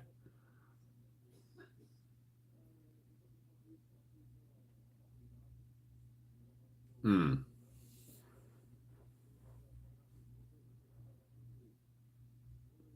Oh, really? Shared a joint with a guy from System of a Down. Nice. No, I've never had a moment like that. Met some baseball players. I already forget who they were, though. Denny Nagel, maybe, was one of them. You guys remember Denny Nagel? I doubt it. Anyhow, I met him one time at a bar in Cleveland. um, Somebody else, another Reds like backup outfielder was with him or something.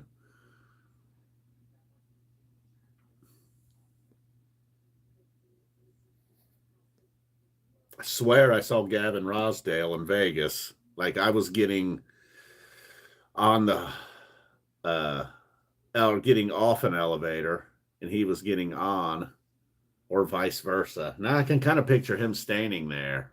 Yeah, like I'm sitting there waiting on the doors to open, and when the doors open, I was just like, the dude from Bush? There was like two really smoking chicks with him too. But he was also like, I think he was married to Gwen Stefani around that time. I don't remember. I mean, it might not even have been him. I don't know. All I know is I was bummed because I had gotten booted from the floor and I didn't have my ID on me. And I did not look like I was 21. I was 21, but I didn't look it. So I was pissed that I had to leave and go get my ID or just whatever. I was like, screw it. I'm just going back to my room then. And then that's when I saw him and these chicks on the elevator. I don't know. I mean, it's possible. Vegas, 3 a.m. sounds like something Gavin Rosdale would be doing. Two good looking women. Only thing I couldn't tell you the exact date, but I know Lennox Lewis fought David Tua. It was the same night Lennox Lewis knocked out David Tua. I'm sure that if I had Google pulled up, I would look it up myself. But that was my first time in Vegas.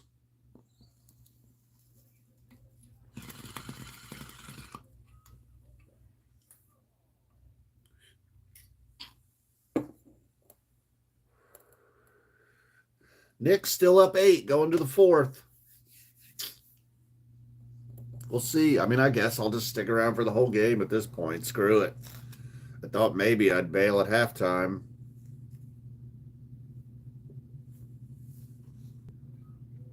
Black Rose 4-time, huh? Oh, yeah, I've never heard of them, Steely Matt. I don't know Bloomfield.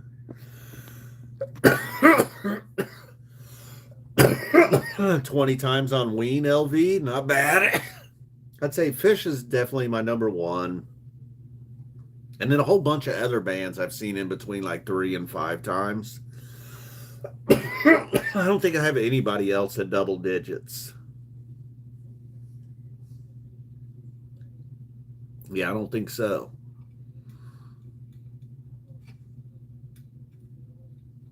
Cool, Steely Matt. Good. Yeah, I never really know. And then for some reason, I always have this bad habit of thinking about people that may watch and like after the fact. I should not factor that in. I should just like whatever. Like there's definitely times when I'd be like, I should end this in case anybody wants to watch it later, but whatever. It's not even for that. But some people might, you know. Hell, I've done stuff like that before. Some YouTuber. I don't know. I've definitely watched just like amateur dudes like me talk about the UFC for an hour and a half. I wasn't even there live.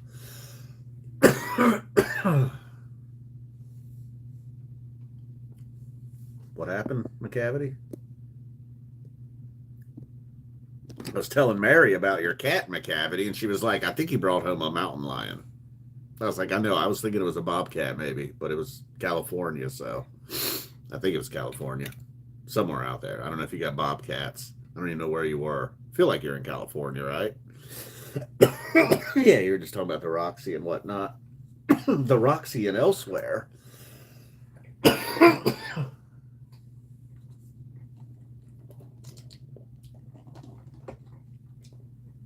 It's been a couple days watching people online debate whether or not Shane bombed on SNL. Look, I love Shane, but I just thought that he didn't even think he did well. I just didn't think he did that well. And then people went too far the other way. Like he's not even good. Whatever. I was just surprised he didn't do better. That's all. Yeah, I haven't done a dishes video. Maybe one in the last year. Awesome. Yeah, another YouTuber I watch. He's way up there somewhere, man. Somewhat Southern California somewhere, but way outside of LA, or at least, you know, a good ways out there, out in the mountainous desert area. And then every now and then he goes on a little adventure. In the last couple of days, he had some live streams. They were just way out on BLM or something, and Bureau of Land Management. And just like he was looking for minerals and shit with his son. Man, just the incredible scenery. It's just like a bunch of crumbling rocks and stuff. Crumbling castle. But still, then just for as far as you could see. And then at one point, he kind of like, you're just seeing all this beautiful, just in a mixture of everything, man. Just everything looked different, but awesome in its own way. And then there's like this one area where you can just kind of like see an opening. There's no mountains, and it's just like, he was like, and then there's the vortex. And I was pointing towards LA. It's like, yeah, that is the complete opposite of where you're at right now.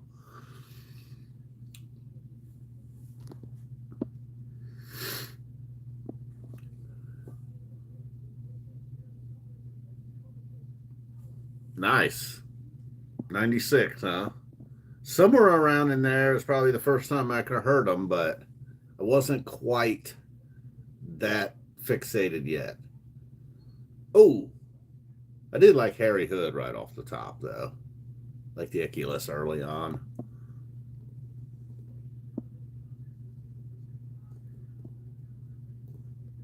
Nice. Yeah, Tennessee's a pretty good school, right? How was Knoxville? I drove through Knoxville once, and I remember being a little surprised, like, "Ooh." Now you're probably glad. You're like, "Yeah, I hope it's boring." I just remember I don't know what I was expecting. I don't know if I was expecting Nashville or what.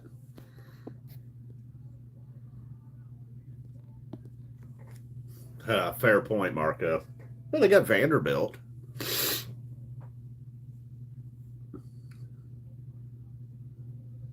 Damn, Spud, I'm killing you. Boom. Okay, yeah, Dayton's a decent school. Not like the best in the country or whatever, but and same thing with the town. It's not. You can find some stuff to do, but it's not so crazy. Yeah. Yeah, right. Okay. Yeah, I think I was just like expecting it to be like Nashville or something. I don't know. Just more stuff. And I didn't even roll right through campus or anything. Ooh, not very good, Steely Dan. A little underwhelming. They had a kid they were really counting on transfer to Kentucky, so that sucked. With him, I feel like they would be much better. They also had a guy leave early for the NBA, Holmes, who then went to Denver and immediately got injured. Hasn't played a single game all season. Although he was always going to go to the NBA, he was a top 20 pick. But the transfer, damn it.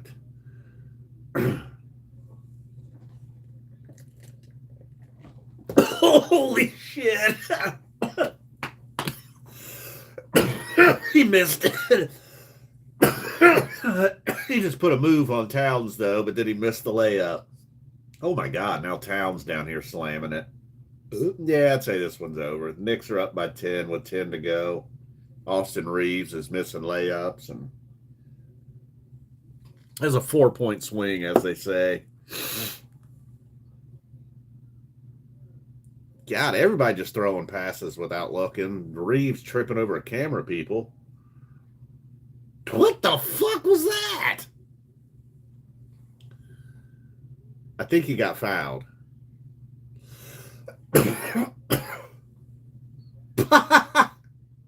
that's how you get a break in the action.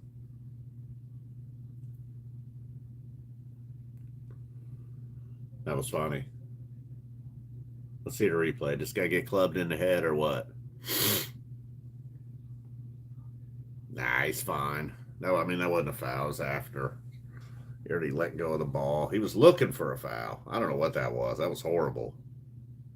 And then, yes, he hit his head on the floor.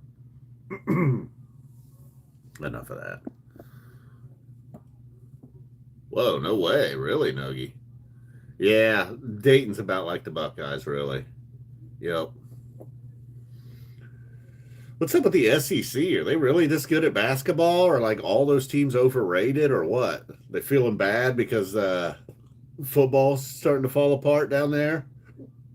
What's going on?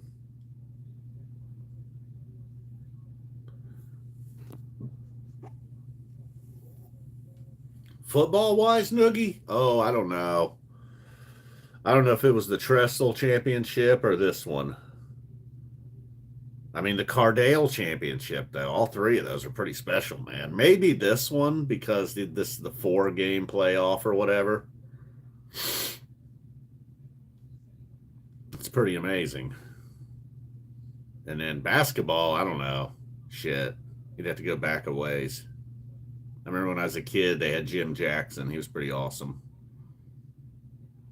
Michael Redd was pretty cool. Ooh. Odin. Yeah, it sucks, man. It sucks those guys were only around for a year. Odin and Conley, Dwayne Cook, DeQuan, maybe. He's from Dayton. Good shooter. Yeah, you're right. They made it to what? They made it to the championship game. But yeah, that was when they played the game and they went for the 5 stars that were only going to be that, and that's when everybody was one and done. Yeah, Jim Jackson was kind of the man. Chris Gent from back in those days. Jay Burson, I think. Then I had a long stretch where I liked Cincinnati basketball. I liked Bob Huggins, man. I was just a fan of their style, just relentless defense. And well, if they had guys, if they just had one guy that could shoot the three, man, they were just unbelievable. Relentless defense, a big man, and a guy that could shoot threes. And they were like, that's all we need. We can win with that. I remember Wally. Oh, yeah, I definitely remember Wally Zerbiak. It's a shame to see how it ended for Huggins, damn it. Well, you met Chris Gent, huh? Cool.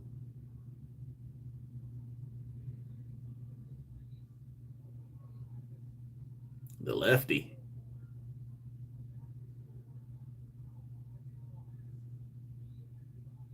You got to make this connect. Oh! That's it. LeBron's never passing you the ball again, you idiot. Obi? Yeah, he's done okay.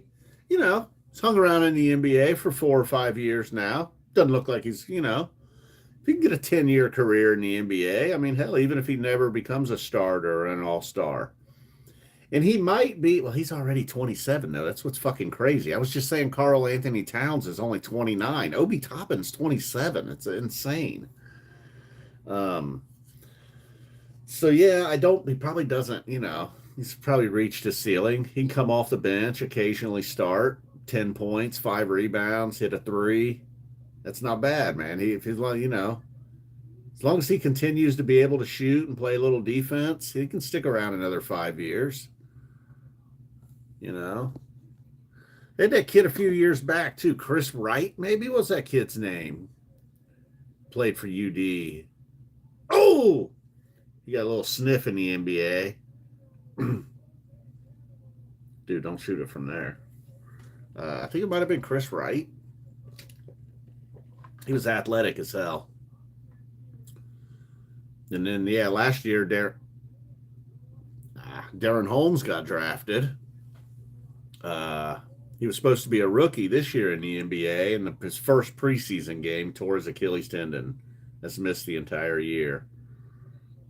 Spud, you still charging? You there? Are you able to have it playing with your phone plugged in, or do you just got to completely bail and then go plug in your phone for a little while? I'm surprised. I was only at 76% when this started. I can't believe I'm still good to go. Hey, 22 thumbs up. That's not bad for a live stream. Normally, I'm lucky if I get 22 people watch. 24 people here? Cool, man. Thanks for tuning in, guys. Ooh. Sorry if I know I've been kind of very inconsistent with the chat, too.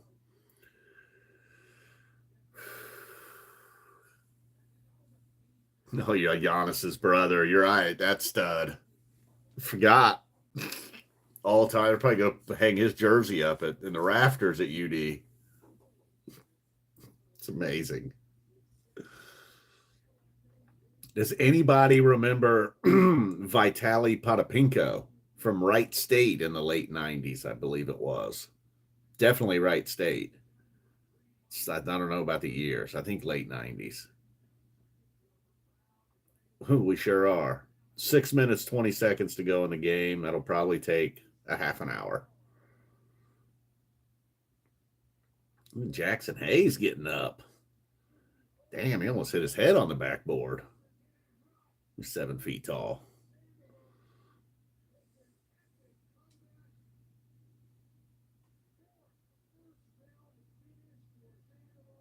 Who is?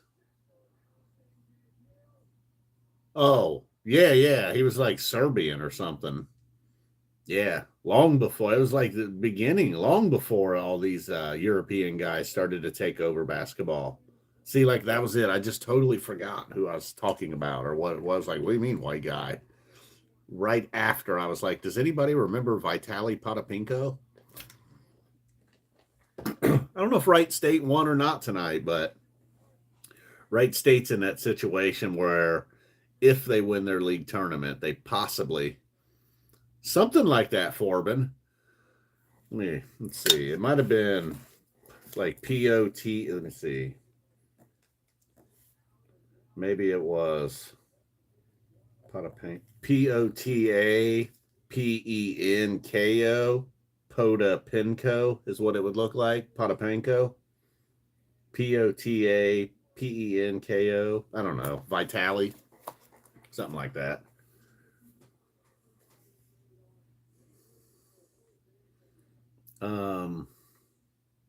I don't even know what made. Oh yeah, we were talking about guys, local college guys that made the NBA. He played in the NBA for a little bit. Of course, Ron Harper. He played in Miami, but he's from Dayton. He's probably the most successful pro from Dayton. I think he's got 5 NBA titles with the Bulls and Lakers. I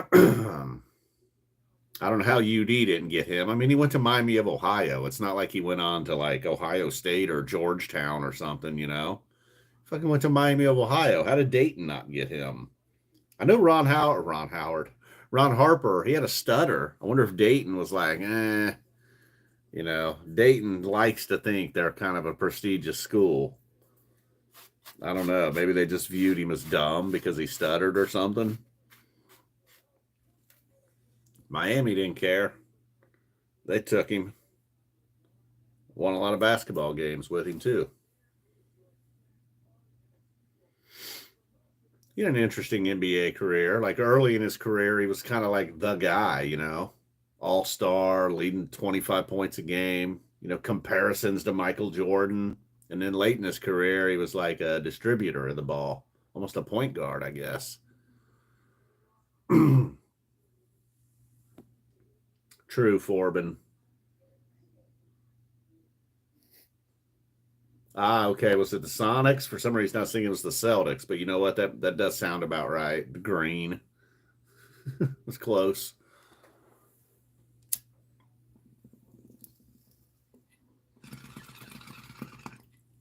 Kind of gotta go take a leak again. The stream on the stream. I remember that was a big thing in 2020. Before I had a wife living with me, I'd leave the door open, see if you guys could hear the stream on the stream. I know Ron Harper is the man, huh? Were you a big Bulls fan, Noogie? Did you love those Bulls teams? No shit. Clippers. You got a Ron Harper Clippers poster? I keep one of these in my drawer at all times. Pretty much. Should keep it in my wallet, but instead I just keep it in my drawer. I'll be right back. Sorry, no floppy cam this time, unfortunately. Here, just in case anybody shows up while I'm gone. Meanwhile, Lakers down 5.5 to go.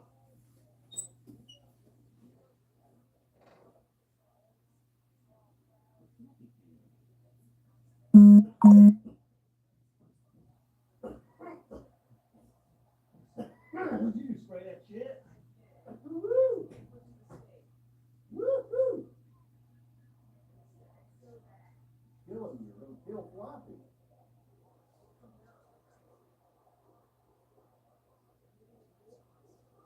Yeah, that stuff's pretty powerful.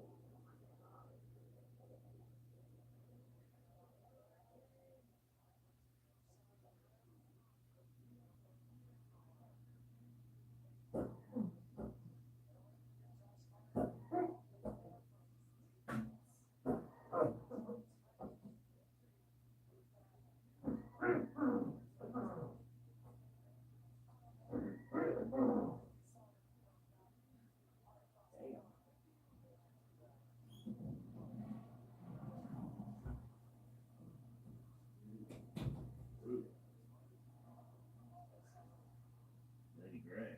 No, I know, that's all right. I did it too one day. I was like, holy shit, I didn't know it was this powerful. Woo-wee.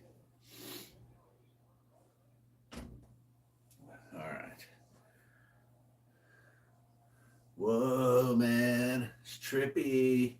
This does look kind of cool. Do, do, do, do, do, do. I don't know why I always want to start singing The Wall. Wait, I need to stand up and move around a little bit too. Once this game gets down to crunch time, Pete, I just saw, I looked up and I saw Pete Rose and Ken Griffey Jr.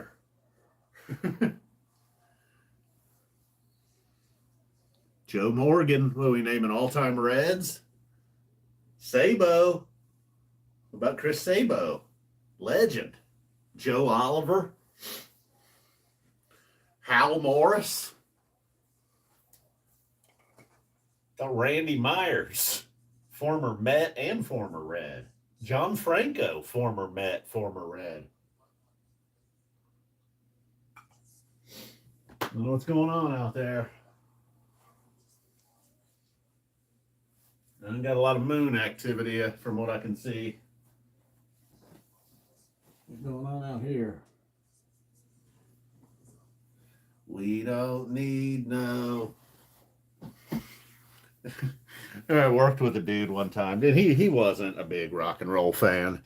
He actually liked country music. Anyhow, that song was on the radio, and he thought he knew that. The officer, he said, Officer Dibble's kind of a douchebag, though.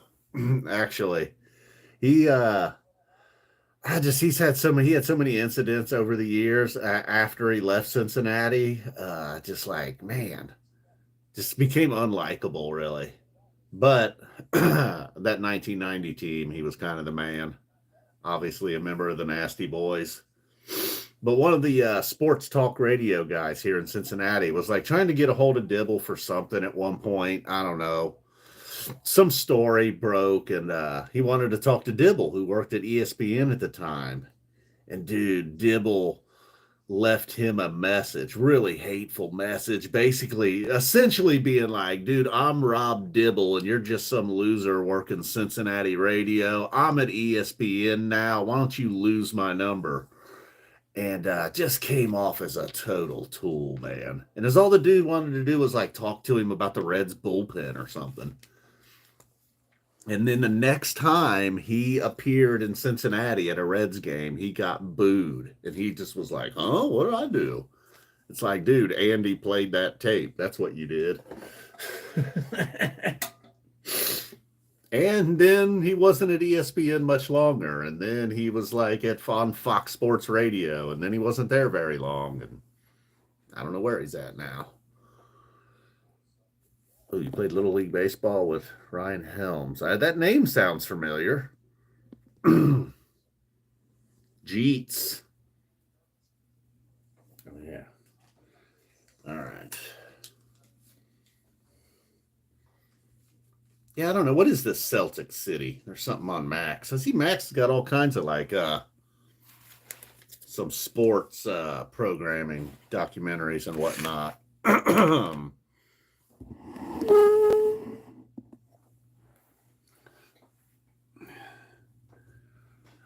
Yeah, I don't know that show very well. I should know it better, actually. Matt.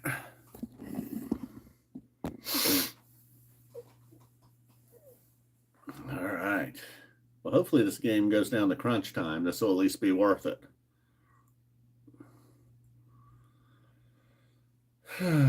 Last I saw, Senior. I happened to see a clip the other day of the time Junior and Senior hit back-to-back home runs. I think Senior went first. Ooh, now a 4-point game. A little under 5 minutes. Bronson. He traveled. They actually called traveling in the NBA. That's amazing. I can't believe it. Thibodeau. Dude, Thibodeau's got to either shave his head or get a hairpiece, man. That is ridiculous. This man's hair. Wear a hat or something, man. That's making me uncomfortable. Woo!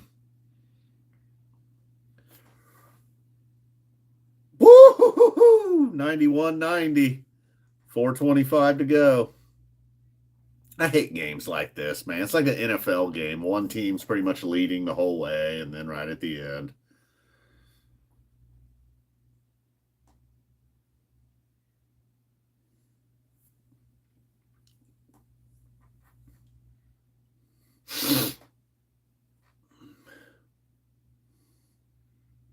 Ooh. Ugh.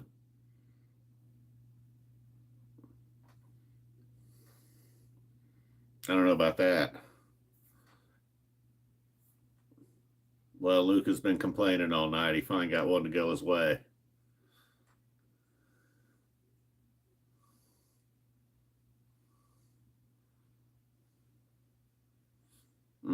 Yeah, that's the advantage of being 6'9".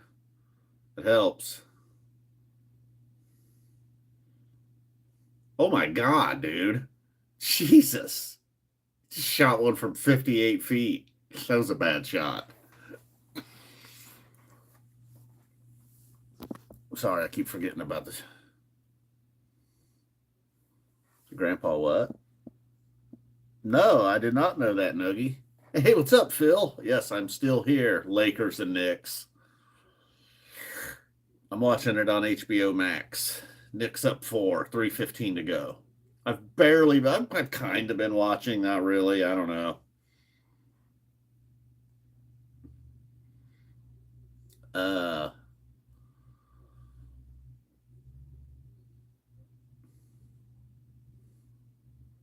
I don't know what happened there.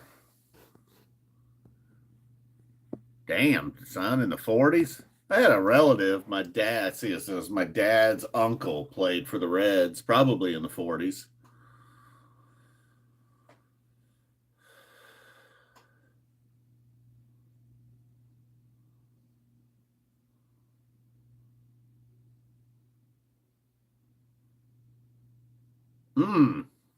Luca. Oh, they got lucky there. Vincent. I don't know who Vincent is, but he just hit a big three. Is that Vinny Vincent? Former Kiss guitar player, Vinny Vincent? I think Vinny Vincent might have died, actually. Or wait, is that somebody else? I don't know who that dude is, really. I don't know a Vincent. That's a big three, though. They were down 4, and they had just got lucky on the offensive rebound. And he didn't hesitate, man. He fired that sucker up there. Late in the fourth quarter, and you got LeBron and Luka on the floor, and you're just winging a three. Good for him. Ugh.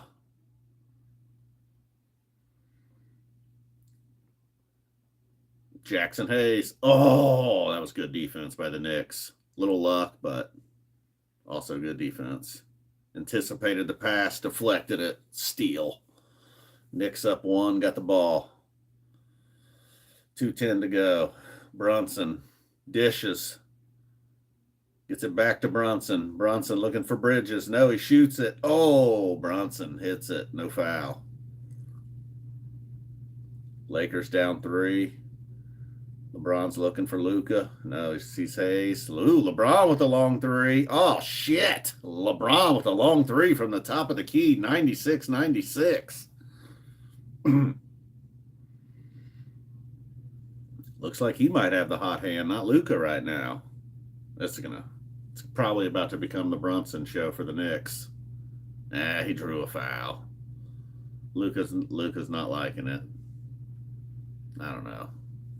1946. Sorry, guys, I totally forgot. No shit, Noogie. Wow. Well, they probably needed him, right?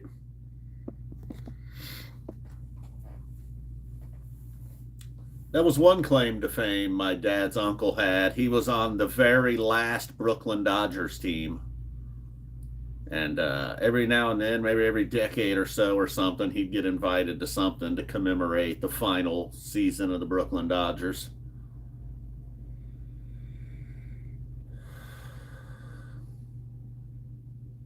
There goes Bronson. Vincent's guarding him. Whoever the hell Vincent is. Bronson pulls up. He misses it. Lakers with a chance to take the lead. Vincent for 3. He fucking hits it. Lakers up 3. Who is this Vincent guy? He's on fire.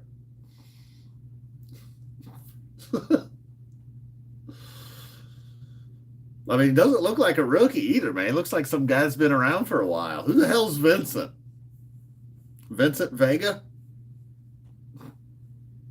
That was damn close. This guy, I'll tell you what, he's hit a couple of big shots here. I'm making fun of him because I don't know who the hell he is, but that's my problem. I don't know, man, but he's just hit two big threes here in the last couple of minutes. And I mean, no hesitation, man. When he gets the ball, he's shooting. He knows he's shooting before he even gets the ball. St. Vincent, he is. Private Major Vincent right now. Major Page from that March 7th show.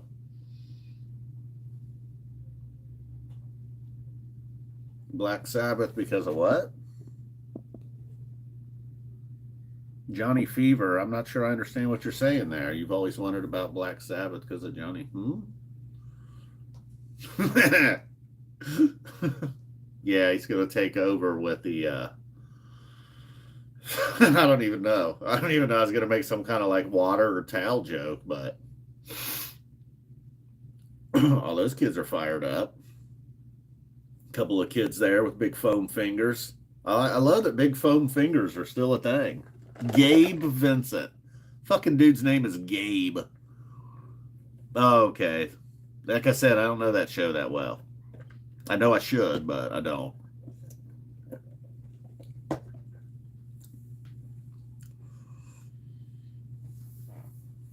All right, well, the Knicks got... Oh, shit. You got to be kidding me.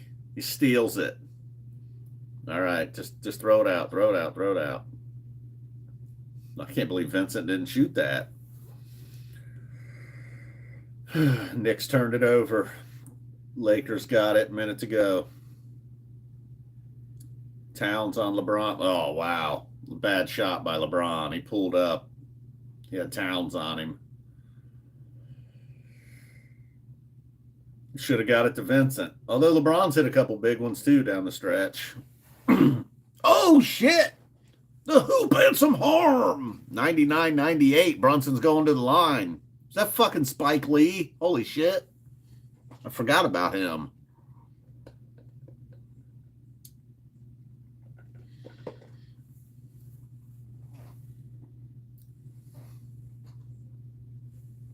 Spike Lee's all fired up.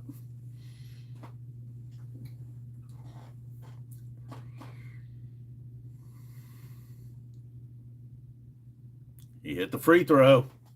46 seconds to go. 99-99. Luka brings it up. OG's on him.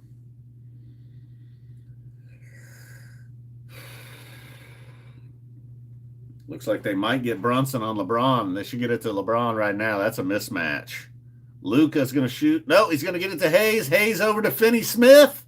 Bad shot. LeBron, offensive rebound. Looks like he's fouled. 22 seconds to go. He was fouled. They grabbed his arm.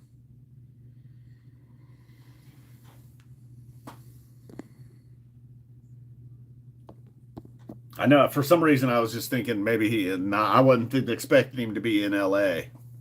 I haven't seen Larry David this half. Did he split? What a loser if he did. It's like leaving before the encore at Phish. Whatever, dude. Is that Flea? I might see Flea. I think I just saw Flea. All the celebrities are out tonight.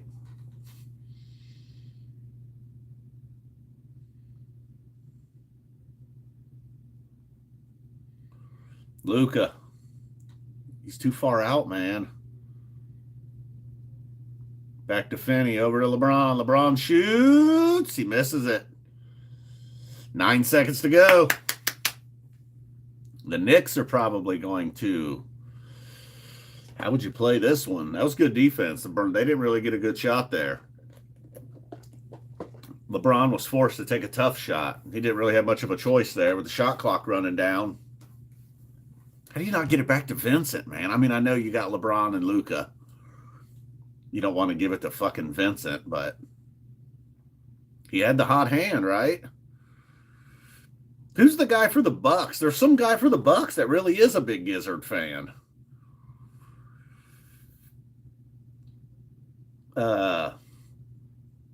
Diang, maybe? Jang? I don't know the guy real well, but allegedly he's a big King Gizzard fan. But allegedly Clay Guida's a big Phish fan. It's never been confirmed. He does like fishing. I know that for a fact. I just think there could have been some confusion. Like my old buddy I used to work with. He's come up a couple times tonight now. My friend that passed away, Kenny. He heard something about Phish was coming to Dayton, and this was before the Nutter Center shows. I was like, nah, can't be, man. Anyways, turned out he was hearing like some kind of commercial for a local fish fry. Boom. What's up from the land of lizards? Right here, I don't know if you care about basketball, 99-99, 9 seconds to go. The Knicks got the ball. They got to get it to Brunson. He's got to hurry up. There's only 5 seconds. He's going to get a tough shot. No, he gives it up. This is horrible. Oh! No, he didn't get that. That was horrible. Horribly played by the Knicks, man. Thibodeau's pissed. Yeah, they screwed up. They threw the ball way down to the other end of the floor. And Hart kind of lollygagged around, gave it to Brunson. Then they double-teamed Brunson, and he maybe panicked. He gave it back to Hart. Hart takes it to the basket with under a second to go, and time expired before he got rid of the ball. I mean, technically he made it, but I think when LeBron heard the horn, he sort of let up there. Now we got to go to overtime. LeBron's like, dude, I'm 40. We got to go to overtime? Well, both teams got to feel like they blew this one. The Knicks were pretty much winning by 8 the entire game. And then Gabe Vincent comes in and just rips their heart out. And then the Lakers, they could have got a better shot there when it was 99-99. It's very NBA though. Like, all right, I guess we should play some defense now. And as you see, those last possessions, both teams played defense and neither team was able to get off a good shot. Imagine how boring it would be if they played great defense for 48 minutes though. The fucking score would be 68-68. You know? Nobody wants to see that. I know, Gabe Vincent for mayor.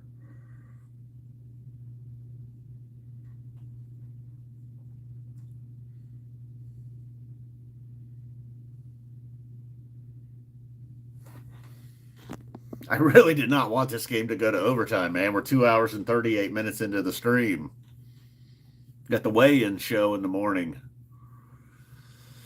Fucking cats will be getting up before I go to bed. And take the headphones off, get up, move around a little bit. Sometimes I sit in this chair for a couple hours. Let my hair down. Got my hair deeds. Whoa, do I look like Billy Strings a little bit? I look a little bit like Billy Strings. You see that? I saw it. Now I should go get it cut and dye it pink. Well, man, what was up with that phase? Billy. Killing us, Billy. Pink hair. Man, fucking overtime. Are you kidding me?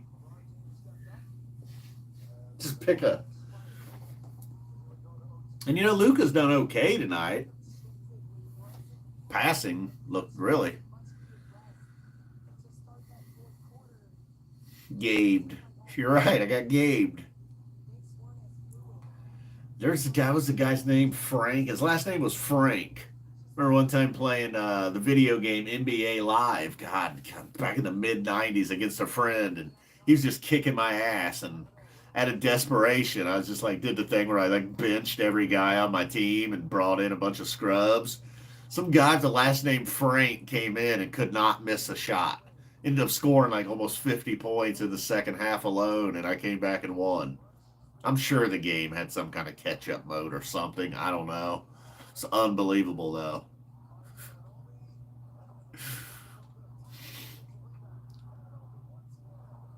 God damn, OG missing back-to-back threes. Oh, there's Austin Reeves. We ain't seen him in a minute. Austin Reeves was a little hurt. It's like the Lakers got their starting 5 back out there. They put that's going. I might have been a mistake. Luka finally hitting a shot. Might have been a mistake going back to Reeves and putting Vincent on the bench. Sorry, I've kind of checked out on the stream again. You guys can always chat with each other, I think. I don't know if anybody's even able to watch the game or not, if anybody cares enough. Looks like it might also be on TNT.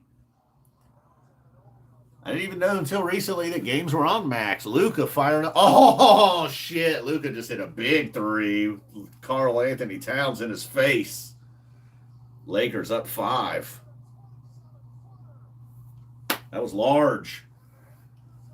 All right, so Luka coming up big in overtime. I was thinking, he hasn't, other than, he's had some nice passes. He might have double digits in assists, but he hasn't been shooting well tonight. And yeah, 2 possessions in a row. Tough shots over Towns.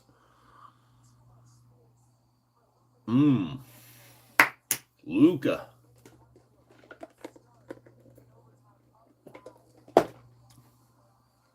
He's fun. I like dudes that can pass, shoot. Okay, his defense isn't great, but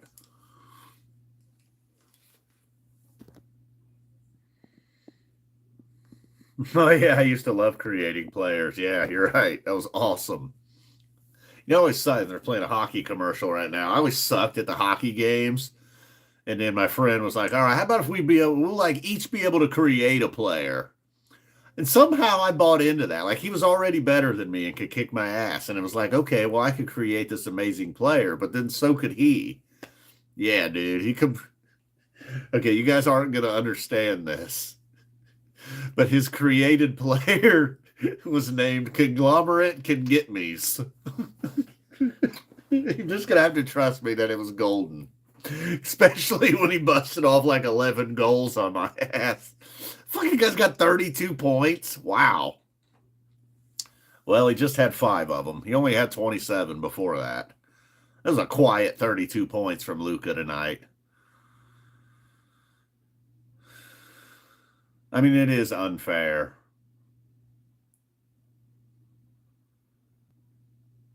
I know, man. Hey, look, Jalen Brunson's one of the better guards in the league, and the fact that LeBron's trying to guard him at 40 kind of looked like their feet just got tangled up. I don't know if that was a foul, was it?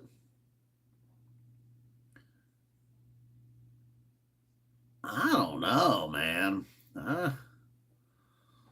I just, I just kind of like Brunson jumped into him.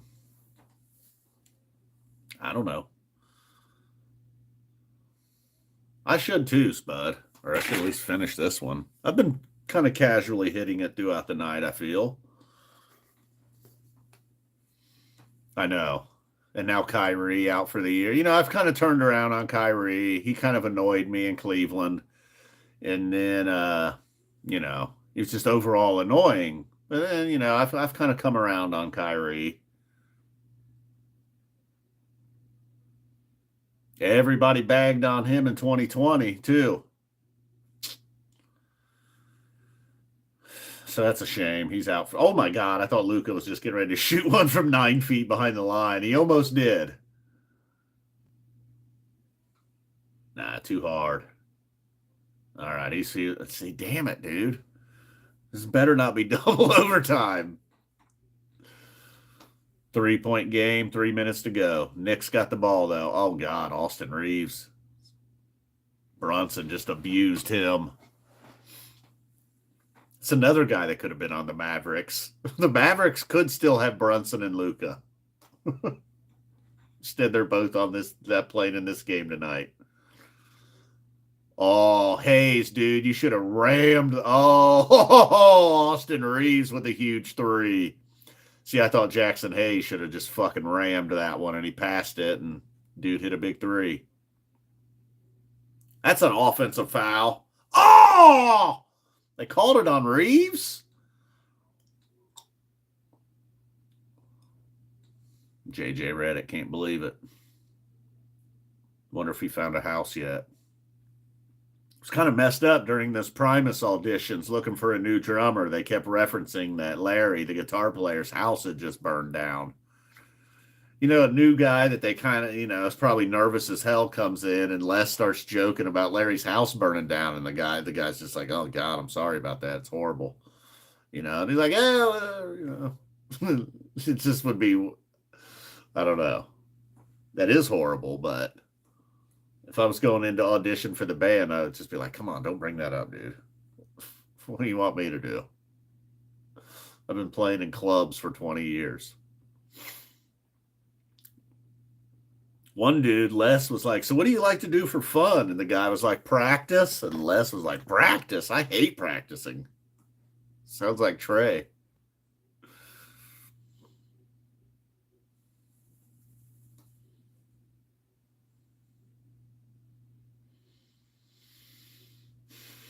All right. 107, 104.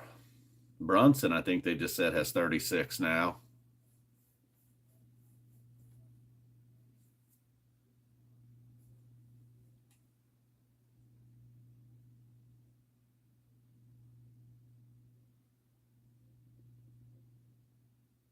I just realized there's a lady broadcaster and some other guy. I have not, I've had my headphones in a lot, most of the game, really. I had no idea, like, broadcasters. I haven't heard a word they fucking said, I don't think. I definitely did not know one of them was a woman.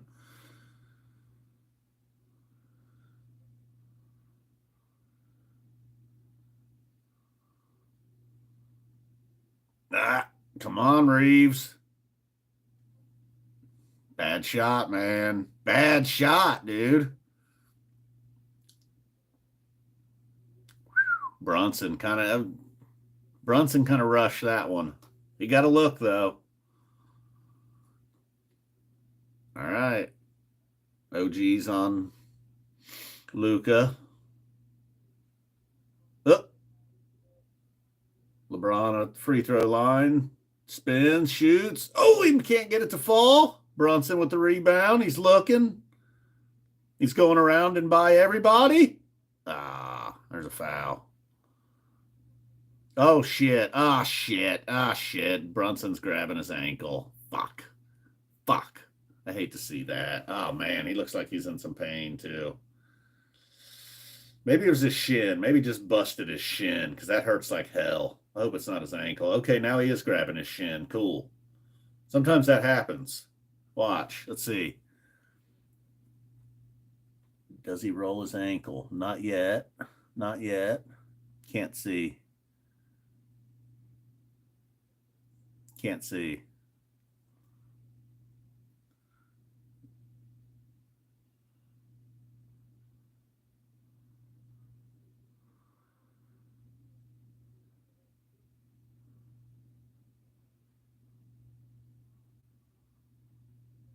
Oh, okay. Okay, yeah. He did kind of land awkwardly and twist it.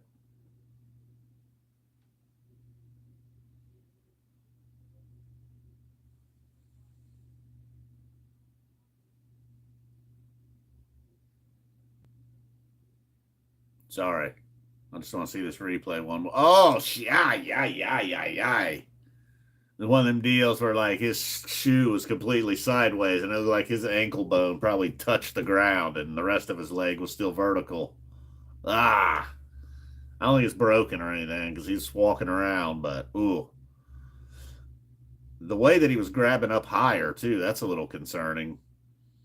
The infamous high ankle sprain. The most dreaded injury in sports.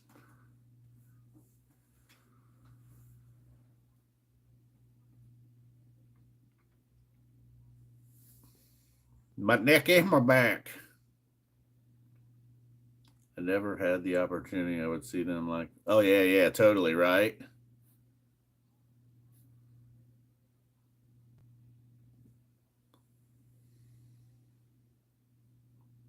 Ooh.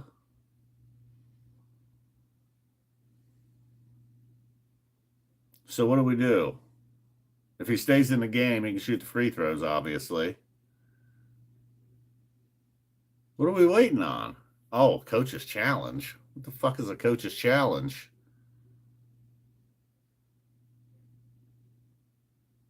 I kind of wasn't paying attention. What is the challenge?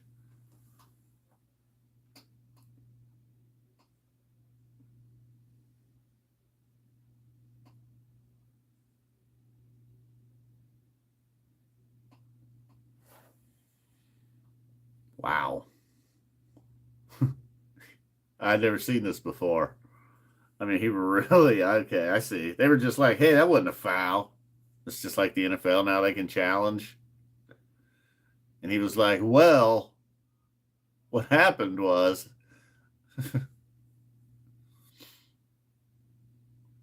well, yeah, you can shoot free throws. Is he a great free throw shooter, though? If he's a real good free throw shooter, I'd leave him in, certainly, and then get him out of there. He certainly can't play defense. I've seen other Les Claypool bands, but not actually Primus. I saw him with Buckethead and the Frog Brigade. Saw the Frog Brigade twice, actually.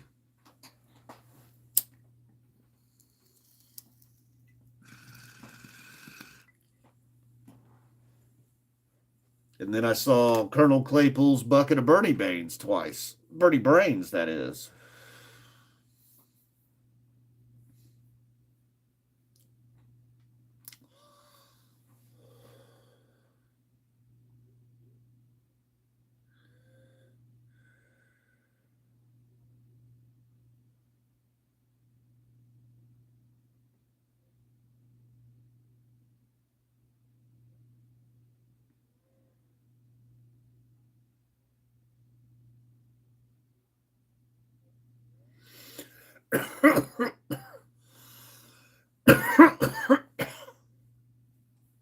What's he mad about? What's he want, a flagrant?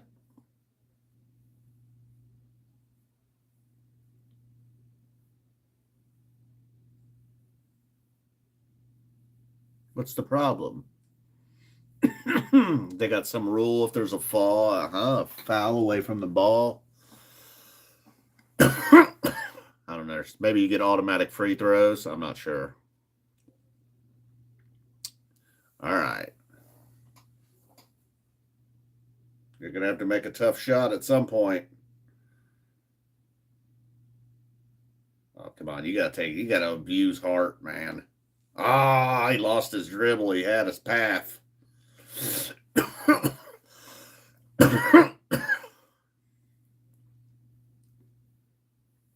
These shoes look ridiculous now.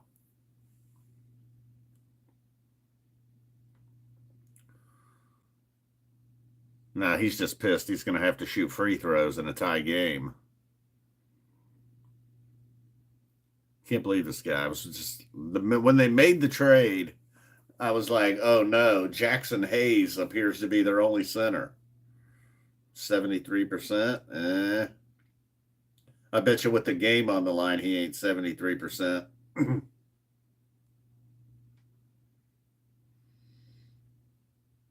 right, all right.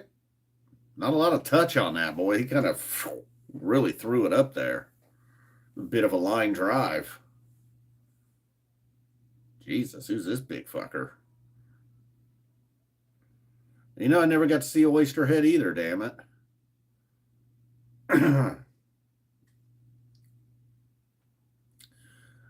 One time Primus was playing here in the area over at the Rose when I was off seeing Phish out of state, damn it. Boy, he hit both free throws.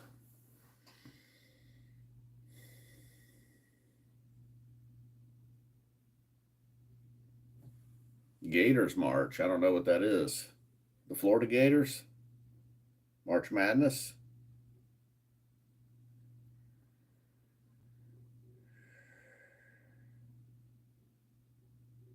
Loudest show? I don't know. I don't know.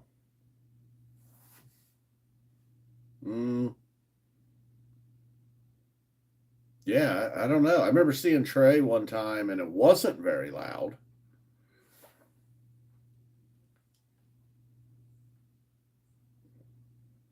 What would you guys say? Anybody got a show that stood out as the loudest show? Maybe I've just forgotten one. I'm sure there's been some show when I left. I was like, damn, that was loud. Like, whoa.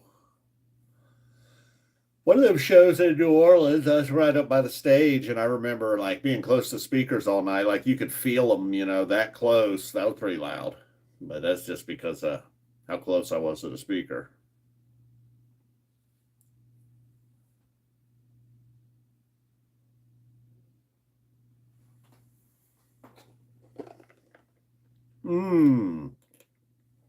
Okay, now if you mean like crowd reactions, I would say to Vegas Halloween, maybe when they played Ghost. I never heard a crowd really pop like that. All right, Lakers up 2. Knicks got the ball. No Brunson to lean on right now. Looking a little lost without him. Trying to get it to Towns, who's behind the three-point line. Misses it. Oh! I don't know about that, son.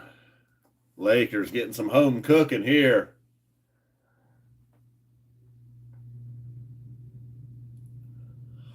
The Knicks look disorganized there, though. I mean, why would you have Karl Anthony Towns standing 3 feet behind the three-point line in a fucking 2-point game?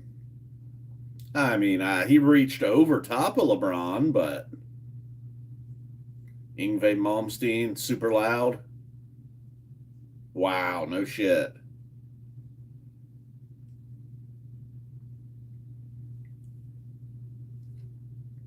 Ooh, gets the free throw to fall.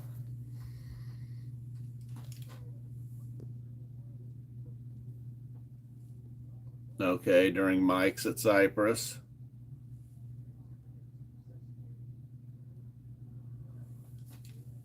Yeah, see, I don't know if I've ever had like a ears ringing for days afterward situation.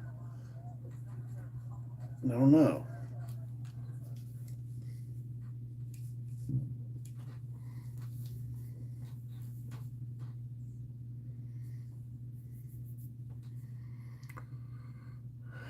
Knicks are in a hurry, down 4. They're taking up too much time. They still can't get a shot. There's a good shot. Missed it. They get the rebound. Missed it. They get the rebound. Towns, you got to shoot it, man. Oh, God, the Knicks. Lakers playing good defense here. Amazing. Look at this. This is incredible. Oh, wow. He finally scores, gets fouled, but it took up almost 30 seconds there. Down 2 at the line and cut it to 1. Leaving the door open for it. I'm not doing double overtime, man. This game's got to end here and now.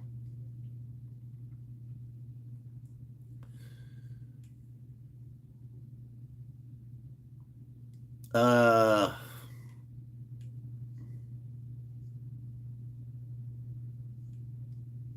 is. That was a big one.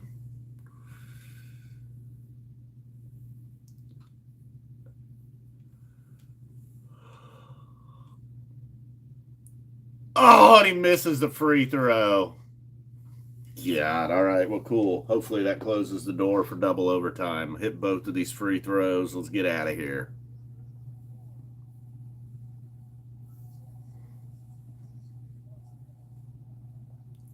I don't even know if I've had any. I'll say the very first song of the night for King Gizzard this summer in Newport was concerning. I was like, that's not very loud. But yeah, that didn't last long. They turned it up. I don't think very highly of Orlando's chances this year in the East. I mean, they're going to probably make the playoffs, but I don't think they have a chance to make much of a run.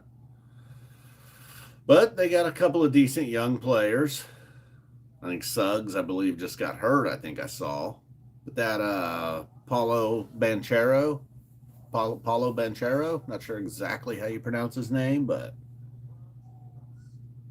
well, that should seal it.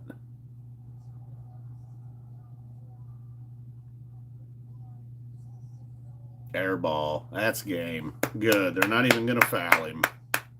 113, 109 Lakers. Final and overtime. Thank God. Whew. I was a little concerned. We were going double overtime. Wow, right over 3 hours. Well, thank you everybody for tuning in. It's been fun chatting throughout. Maybe I'll do this again sometime.